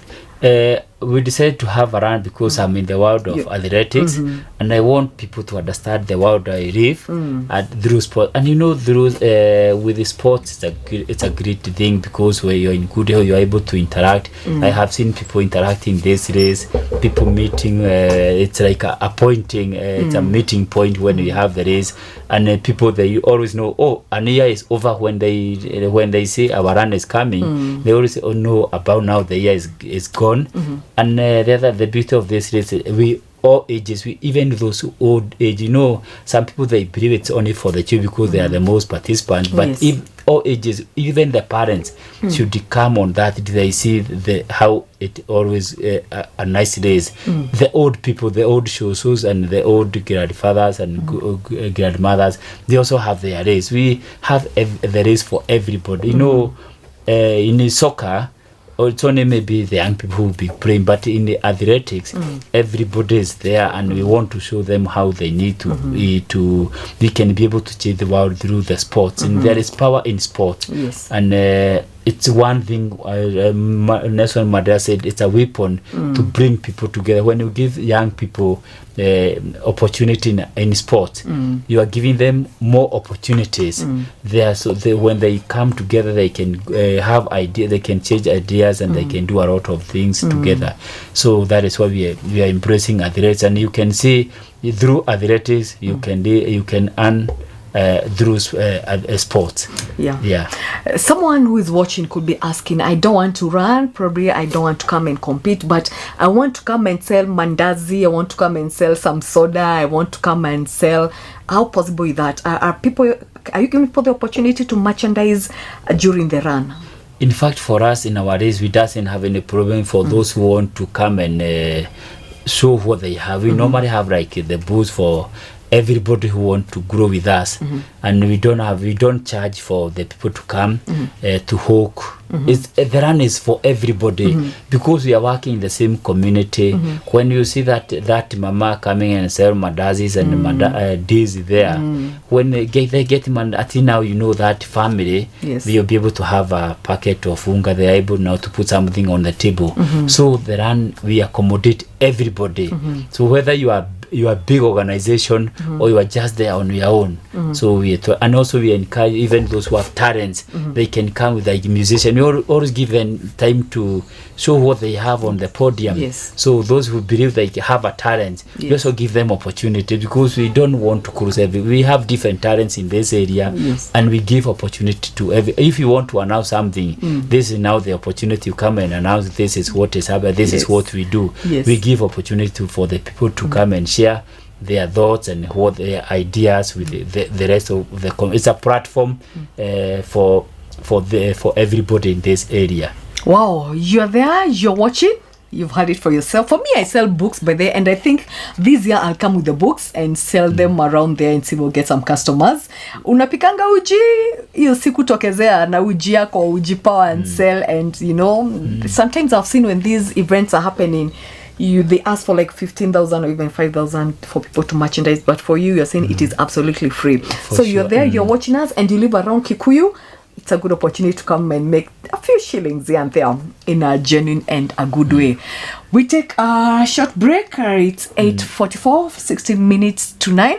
We come back. Henry Wanyoike, he'll tell us about the challenges. I'm sure you've had some challenges along the way. It has not been a walk in the park. For sure. I believe so. So once we come back, he is going to share with us some of the challenges and also some of your best moments, like in this career, which is that moment that you never forget. That moment, like, that was the best moment of my life. All that and much more once we come back. This is Zoe TV, inspiring lives. We are live on the Breakfast Show. Don't touch that dial. I'm Catherine Wanjiku.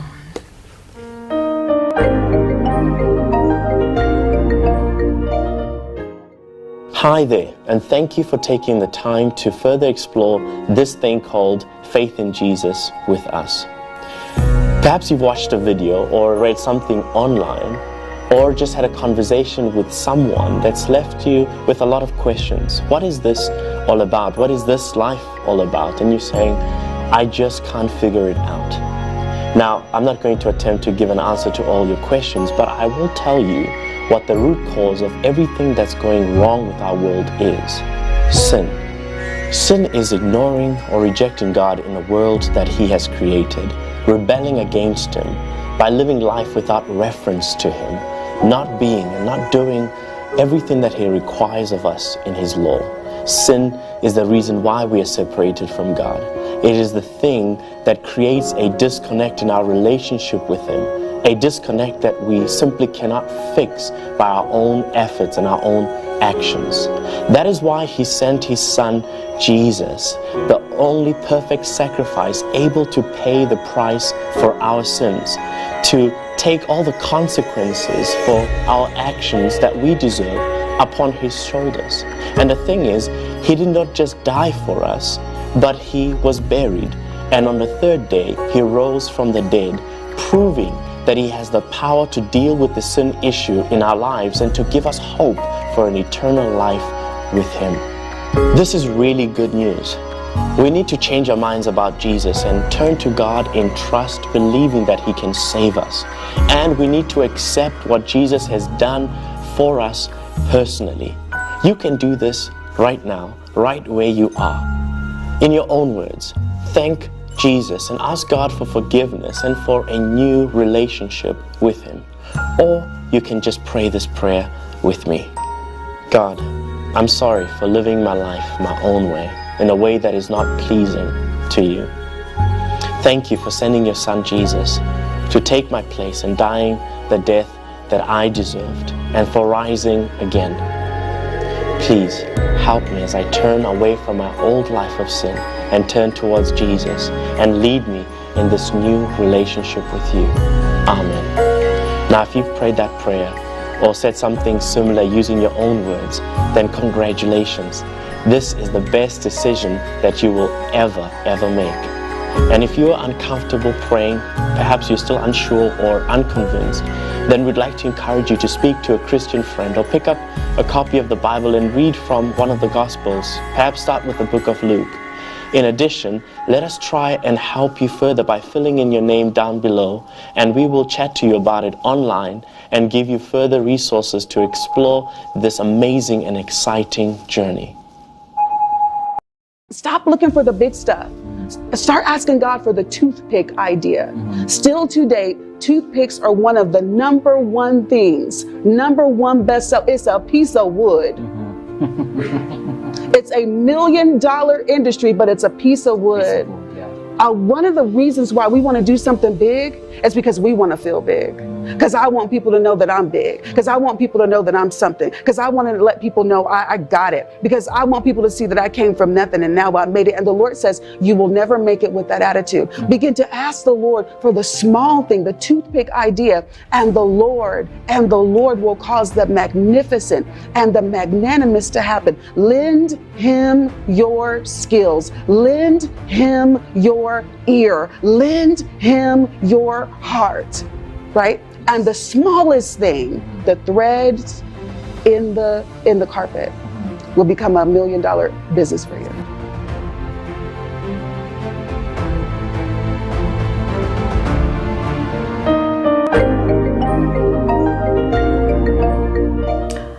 Welcome back. It is a great honor to have you back. This is the Zoe Breakfast Show, and I'm your host, Catherine Kamau. Today, my guest is a hero. I'm so privileged to host a hero in studio. And please realize on 14th of June, if you live around Kikuyu, we'll have the Henry Wanyoike run. Starting time, Mweshimiwa? The starting time for the marathon is 7 o'clock. For those who are doing the 21 kilometers. And then for the 8.5 and 3.5, it is from 8, and then the rest will be 8:15 or 8:30, and then the award ceremony will be from 11 to 12 o'clock. So, and if for those people who want to come to Kanjeru Prima, they don't know where it is. It is where the southern bypass and western bypass they come together. And if you, for the pin, you just write Kajeru Primary School, then you'll be able to get the direction. Kajeru Primary School is the pin you can use. Yeah. Wow, so mark that date. I'll be there. By there, hiyo siku nitachukua, naona kama nitachukua off hapa. And then Pastor Seth will be in charge, because I cannot afford to miss that. For those of us who would want to come and merchandise, the opportunity is there. Absolutely free, you not be charged anything, so that's also an opportunity for you to make some extra coin, right? You're saying you're giving everyone, whether unauza OG, whether unauza nguo, whatever, bora ni kitu halali. Don't come there, especially now the children are there. Let us not see people dragging in drugs. We have to make sure that it's everything which is there. It's not harming our children, our future. Yes. 25 years. What is the best moment of your life? Like, unasema, this was a highlight of this career. That moment that made you feel, yenyewe, this is it. My best moment in my career of athletics is when I won the 2 gold medals in Athens and 2 world records. That was the best moment, though I had won them before, like in France and in Canada, but now those are in the world champions. But for the in the Paris, whereby everybody's watching and you beat those world records, you just feel good. So I felt so good that I won 2 gold medals and now world records. I just felt good. That was my best moment. Although I still value the other medals. Right now, there is one medal I value which I did in Beijing, Canada, when I had a very bad car accident, and I still went to Beijing and I still brought a medal. I just even value that medal very, very much. So most of these medals, when people they see Henry Wanyoike, they see the final product, but they don't know what I have gone through, what is all behind, and the training we have done. Yes, it's a lot of hard work. There is a lot of sacrifice. There is a lot of working with my coach and the team and my guide, and I want to appreciate my guides who have been of great help to me. Without them, I could not be where I am today. And everybody who has really participated and in one or the other to support Henry Wanyoike, just feel appreciated. Well, it feels so easy. It feels like it has been a walk in the park, seeing you travel one country to another, meet different people, dignitaries, presidents. I believe this has not come without a challenge. So maybe you can share with us some of the challenges that you've encountered along the journey. There have been so many challenges, and before, like now when we are going to Sydney, my first assignment, I had a big challenge to get my passport. It took months before I got that passport. In fact, it was just almost to the deadline I got the passport. And so that was my biggest challenge. And then in the beginning, I didn't have like the good shoes and to get partners. You know, like when you talk, people like who know people, they didn't understand about people with disability. Yes. You talk to them, this is what I can. They could not believe it until the time I proved to them it is possible. Yes. When I went to Sydney, people were asking how did you get here? How are you going to compete? How are you? This person is joking. How is you didn't look like you're serious. How? So many people could not believe. But when I went there, they heard my name, and I was able to bring that medal, that glory. I think they could be able to understand that even with disability, given an opportunity, they can do wonders. Then again to get sponsorship. It has not been easy. It has not been so easy. You know, you have to cater for me and my guide. It's an extra cost. So not many people could be able to. They want to help me, but now because of that, like now when you are traveling outside of Kenya, you have to cater for my ticket, for my guide ticket, and so it has been also a big challenge to get people to support us and to sponsor. And then the other thing is like to get, for the other people, athletes, when they do well, they get people coming to support them in a big way. But to me, it is not so easy. You have to to go an extra mile to convince people. It can also help you to market to you. Like now, I'm happy that like when I won my medals in France and in Canada, when we came to be good friends with Sarah Chartered Bank, they made me their good ambassador to brand in the branding of the marathon. And since the year 2003 up to date, I've been working very closely with them. I think they took somebody who is charged in who is that inclusivity. I feel good in that in Stella Chartered Bank that they took me there like their brand ambassador.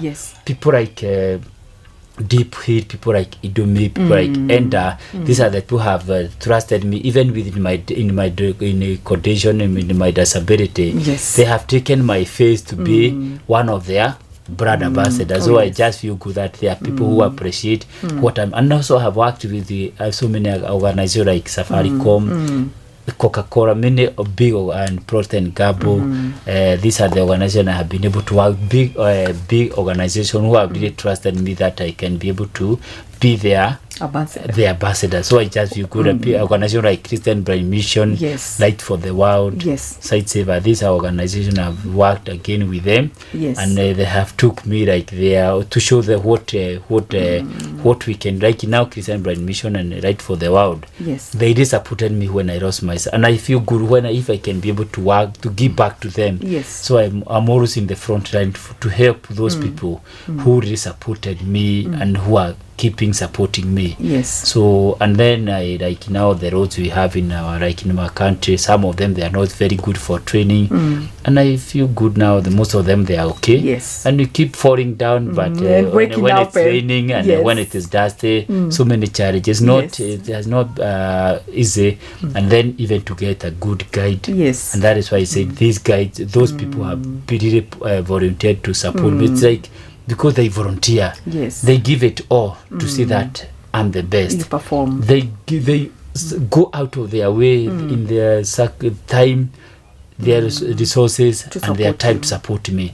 I feel good to all the guys. They have quite a big group, many young people who have really supported me. There are quite many, and they really supported me. These are the people I really admire. Yes, they're your heroes. They are my heroes too. To us, you are our hero, but they are your heroes. Yeah. Getting back to that point where you say that it was a big challenge to have nice shoes to run in and the outfit. No, I believe you use the best. No, I believe you run with the best. In fact, I'm using the local shoe made in Kenya. Yes. Support our local brand. Yeah. Edda is a shoe company. Yes. It's made in Kenya. Yes. It's a good shoe, and I feel good when I promote products. Our own. I feel good. Yes. Yeah. And then the other stuff from Kenya, this organization, they always support me in getting all those whatever I need. And also the government of Kenya has been of great help to me. Yes. Yeah. Well, that takes me back to your character, humility, humbleness, because I believe with such a name and with that kind of achievement, you'd want to run in Nike, Puma, but you still want to come back and support our own. Yeah. How many people do that? It is good to support what we have in the country, because in the Kenya we also have good products, good brands. We need to support our own brands, because there is no need of going and support others, and we have our own brand. When you support your brand in Kenya, something which is made here locally, you create opportunities for many young people. Yes. Then you also show the rest of the world that you are still the best, and so we know it was. And then this is one way of making sure that our economy is growing. Yeah. So that is, I feel good when I use products done in Kenya. Yeah. Well, we know of Henry Wanyoike on track, the hero. Who is Wanyoike out of the track? Like when you're not running, what are you doing? What do you enjoy? Unalima. Sometimes we ask ourselves, do these heroes eat what we eat? The other time I found you up to Mahali, just like a simple place, just having a meal. So maybe you can tell us who is Wanyoike when you're not running and when you're not competing. Okay, when Henry Wanyoike is somebody who is very simple, somebody who is very manageable, yes, and somebody who is, I believe, I always give to my give it all and my best. And when I'm not on the track, you don't know whether I'm very passionate with, as I said, environment. And in my place, I have planted a lot of flowers. I love flowers. Wow, I'll come for some. But I need to plant some flowers up on here, especially now that it is raining. And I was trying to wonder, where do I get some good flowers? So I think I'll come for some. I'm so darling with flowers. Yes. So with that beauty, as I said, you doesn't need to plant trees outside there, but even in your small area where you live, make sure that you have, they also they make sure that you feel good. They have a good feeling when you have those flowers, some trees. I love that. That is what I love most. And some plants there, I love not cover everywhere or in a tarmac, but it is good when you wake up, though I can see, but that feeling, I feel good. There is that atmosphere of green and good green area, and also the air is fresh. I just feel good. And also when I'm not on the track, on my free time I like talking to young people, like now in schools, in churches, in organizations where I'm given an opportunity. I have a big passion with young people, because I believe unless we do something to these young people, we need to be role models to them. We need to speak to them. We need to show them that life is not so easy. It has a lot of up and down. I've gone some of these challenges, and here I am. Even without my sight, I've been able to make it. So we're trying to prepare them that there are challenges in life. Life is never smooth. Yes. And we need to show them, though we are no normal in technology, there is that we need people with good character, with the good decorum, with the good behaviors. This is what we need to see, that our young people, when they go outside there, they can be able to present them very well. Discipline. You want to see people who can be able to be resilient like myself. People who can, through the mindset, they can be able to achieve. This is what I love doing to many young people. Then what I hate. Yes, what is this one thing that puts you off most? Okay, like for me, I really get put off when people don't keep time. I'm very good at keep timing. But I can actually say comfortably on this screen that you are a good timekeeper. Yeah. You actually came 1 hour before the schedule of the interview. Thank you so much for that. Yeah, in sports, it's all about time, time management. If you want to win, you have it all started during your preparation. Yes. You have to be there some few minutes earlier so that you can be able to prepare your mind. When you want to win or you want to achieve it's all about mindset. Yes. It's all mental. 80% of you to achieve. It's mental. Yes. And then what I love and what I hate, it's when somebody when things are not happening the way they are supposed to be. When you see maybe things are not going on well, and there is somebody who is responsible and not doing their work doing their work well. Yes. I just don't feel good. I feel good when you are given a responsibility, do it well, because you'll be judged out of that. That responsibility you have been given, you'll be judged according to what you have been given. So wherever you are, do to your best, give it all. Because you are in that honor you have been given to that office. Make sure that you give it that honor so that people can be able to appreciate your help and your support. And then I feel bad when somebody comes to me for any help and I'm not able to help or to assist. I just feel bad that maybe this person had a lot of hope when he or she is coming to me, and there is nothing I can do. I just feel very bad that I have not done something. I just feel bad. That is something that is the time I don't feel good. I don't feel that that day I can even not eat or sleep well. Because there are so many people who are coming to they are very genuine. They want help, but you are not able to help. That is something I just feel bad. But I just keep telling them, I pray for you. Wherever you go, may God see you through and you get help which I could not be able to help, but you get it somebody. That is only prayer I can do. That is something I just feel. But I get fulfilled when I do things which is of good help to other people, because as I said, I want to leave a good name. Yes. And a good legacy. Yes. When Henry Wanyoike will be no more. What I used to read about others, what about if people can be read about Henry Wanyoike? Yes. Not for bad things, but for good things. Yes. Yeah. Wow. Talking of doing good to other people, we are in a society where good people are few. The other time we had an incident where someone was thrown out of a matatu because he could not pay 20 shillings, and then the conductor threw him out. And I was there asking myself, this matatu had maybe 30 people inside, or even 20 because it was full capacity. It was during rush hour. Kulikosa tu mtu mmoja anaweza toa 20 bob and just pay for that person, So talking of good people nowadays, I think good people are few. We need to be human. And again, sometimes even like for those makaga, just maybe that hata kama ni 1,000, you could say let it go. I just say I have done something for somebody else.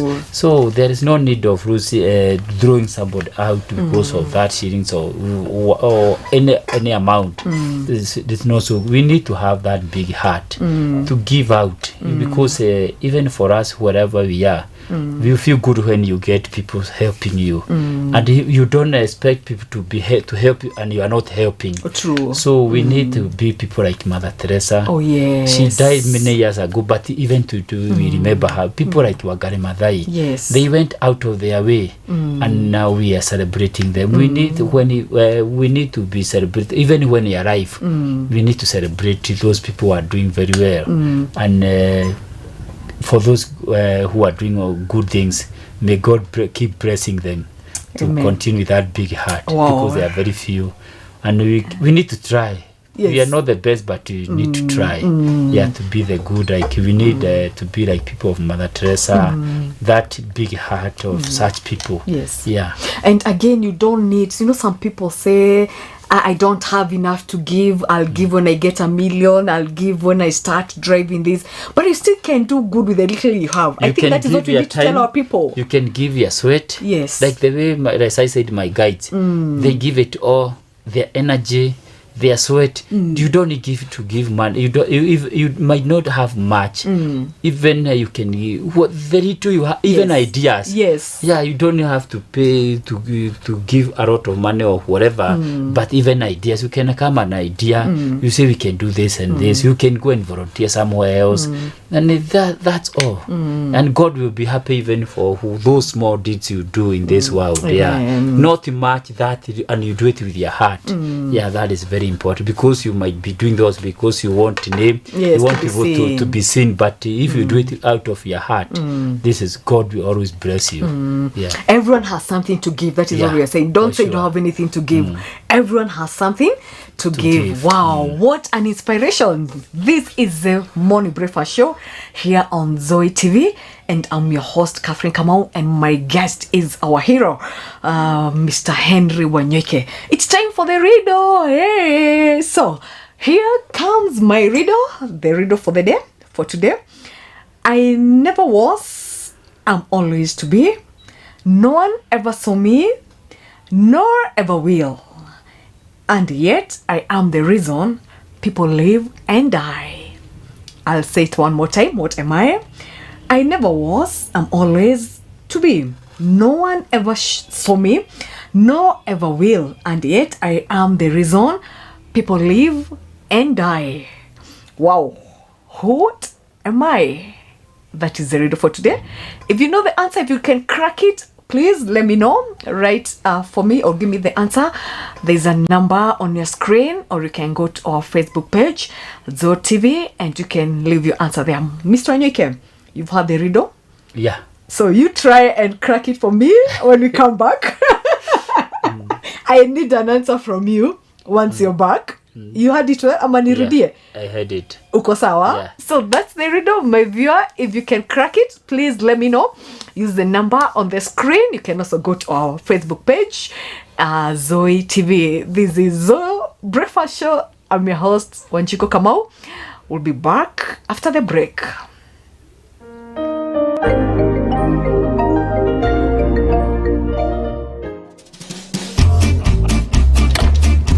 Your assignment this month is to find yourself a clear plastic bag and to fill it up with potatoes. To start off with, I want you to come to the front, get yourself some potatoes and write down all the names of people you have grudged with on that potato. Now, every time you feel that someone has wronged you, your bag fills up with an extra potato, the weight of unforgiveness. Some of you will have much more than others. Some of you will have much less. When you come back on Monday, I want you to bring your bags with you. We'll see how you've done.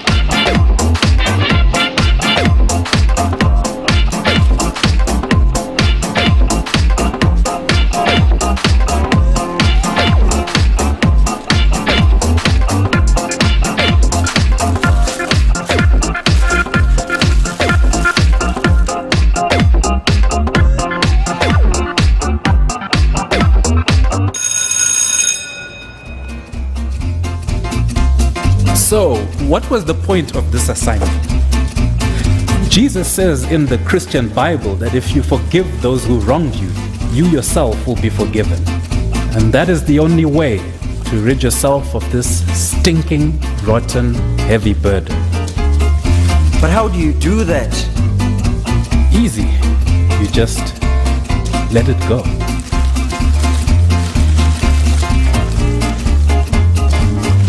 So, to sum it all up, to be free from the burden of unforgiveness, we must first give forgiveness.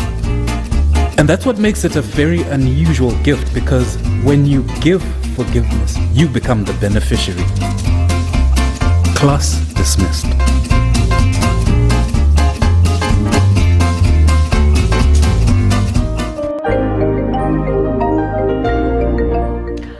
Welcome back to Zoe TV. This is the Zoe Breakfast show, and thank you for sharing your comments. Thank you so much, Naftari.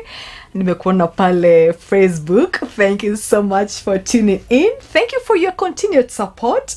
Your support means the world to us. Back to my riddle. My guest. Yeah. Answer. Answer. Yes, let's get back to the riddle. I never was. I'm always to be. No one ever saw me.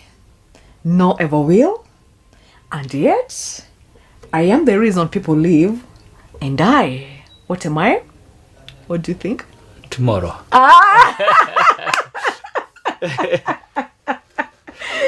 Wow, that was the first one. I'll tell you before we end the show. Yeah. I never was. I'm always to be.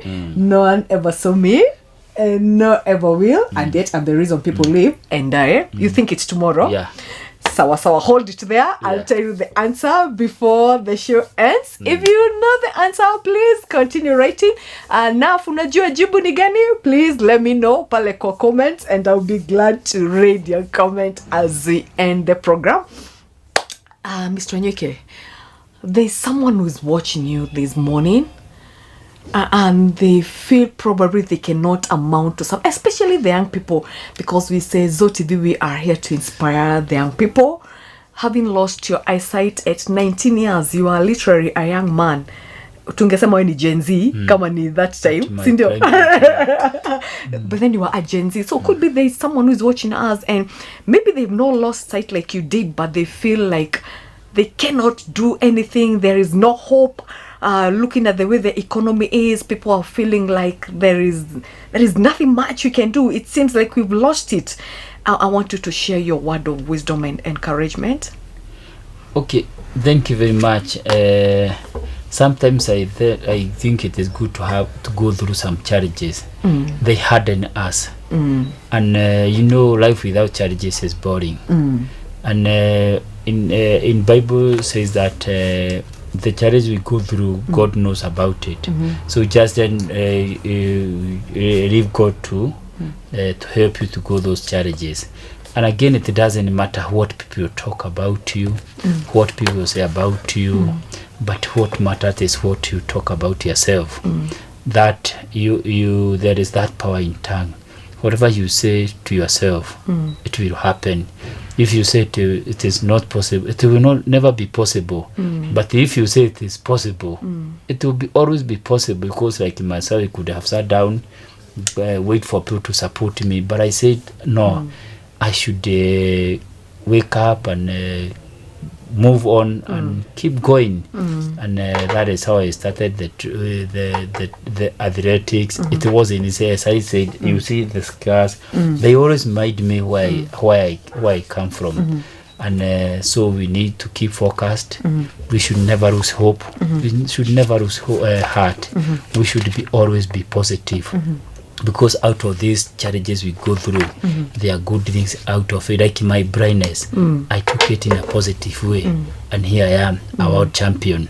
That kind of challenge you are going through, you might end up having being the best. Yes. Because now I'm the best out of my blindness. People could have been come and cry with me. They could have come and start with me, telling me it is like this or like that. But you can see now that that blindness has enabled me to be a well celebrated athlete and a world champion. So we should never give up. We should keep focused, and we should never feel shy to try new things.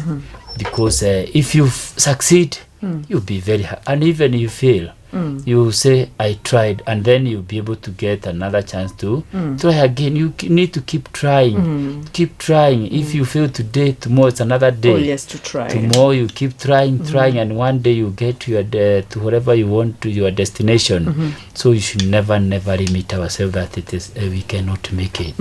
Yeah, if it has been possible to Henry Wanyoike, yes, ask yourself, even for it is possible. It is very possible. It might take days and years, but one day you get there. When we start the race, we start a group of many people, thousands, like if it's a marathon. We start the same time, but we don't finish at the same time. So go with your own pace. Yeah, don't follow the pace of. If you run, you want to chase, and Wanyoike have not been training. Oh yeah, you'll be left there and you'll be disappointed. But if you go with your own pace, yes, though I'll finish before you, but definitely by the end of the day, you it doesn't matter how long it takes. Yeah, be yourself. Be yourself. Because sometimes people want to be like, I want to be. Okay, you can be yes, you are a role model, but I cannot be you. At the end of the day, I'll have to be myself. Yeah, don't compare yourself with others. You are unique in your own way. Oh yes. Yeah, you have your own uniqueness in you, and the moment you understand who you are, and you work on yourself in the best way, then you'll be able to enjoy this world. Yeah, you won't leave this world a world of hatred. Oh yes, a world of bitterness. But if you understand who you are and what the potential you have, yes, go for it and work out of it. Yeah. Wow, life without challenges is boring. Yeah. So challenges make life exciting. It makes exciting. That's interesting. Yeah, and the everyday new challenges. New challenges. Yeah. Yes. You just see and think on how I'm going to handle this. Yes. Yeah, when you are done with that, you just need to pray God that another challenge comes. And that when you have those the circles of challenge to be smaller than the circles of the happiness. The circles of happiness should be a bit bigger. Yes. But for those for the challenge should be small. Yes. Yeah. They make you think. They make you grow. Actually, they make you think outside the box. Yeah. Wow, that's inspiring. What a guest. Now, Mr. Wanyoike, that's your camera. I want you to give a shout out to 3 or 4 people. Wenye tu unaweza taka kutambua people who've been instrumental in your life. I know previously you've mentioned about your guides, but I'm sure there's still a few more people you don't want to say hi and just acknowledge them and just appreciate them. I want to thank my family, yes, my mom and my sister and my family. They have been of great support to me. I just want to thank like somebody who we started together, the Henry Wanyoike Foundation. Gideon Gashara has been of great instrumental, and all my guides who have been with me, all of them, they feel appreciated for the good work they have done to me. People like my friends, my fans, my supporters, my sponsors. These are the people I would have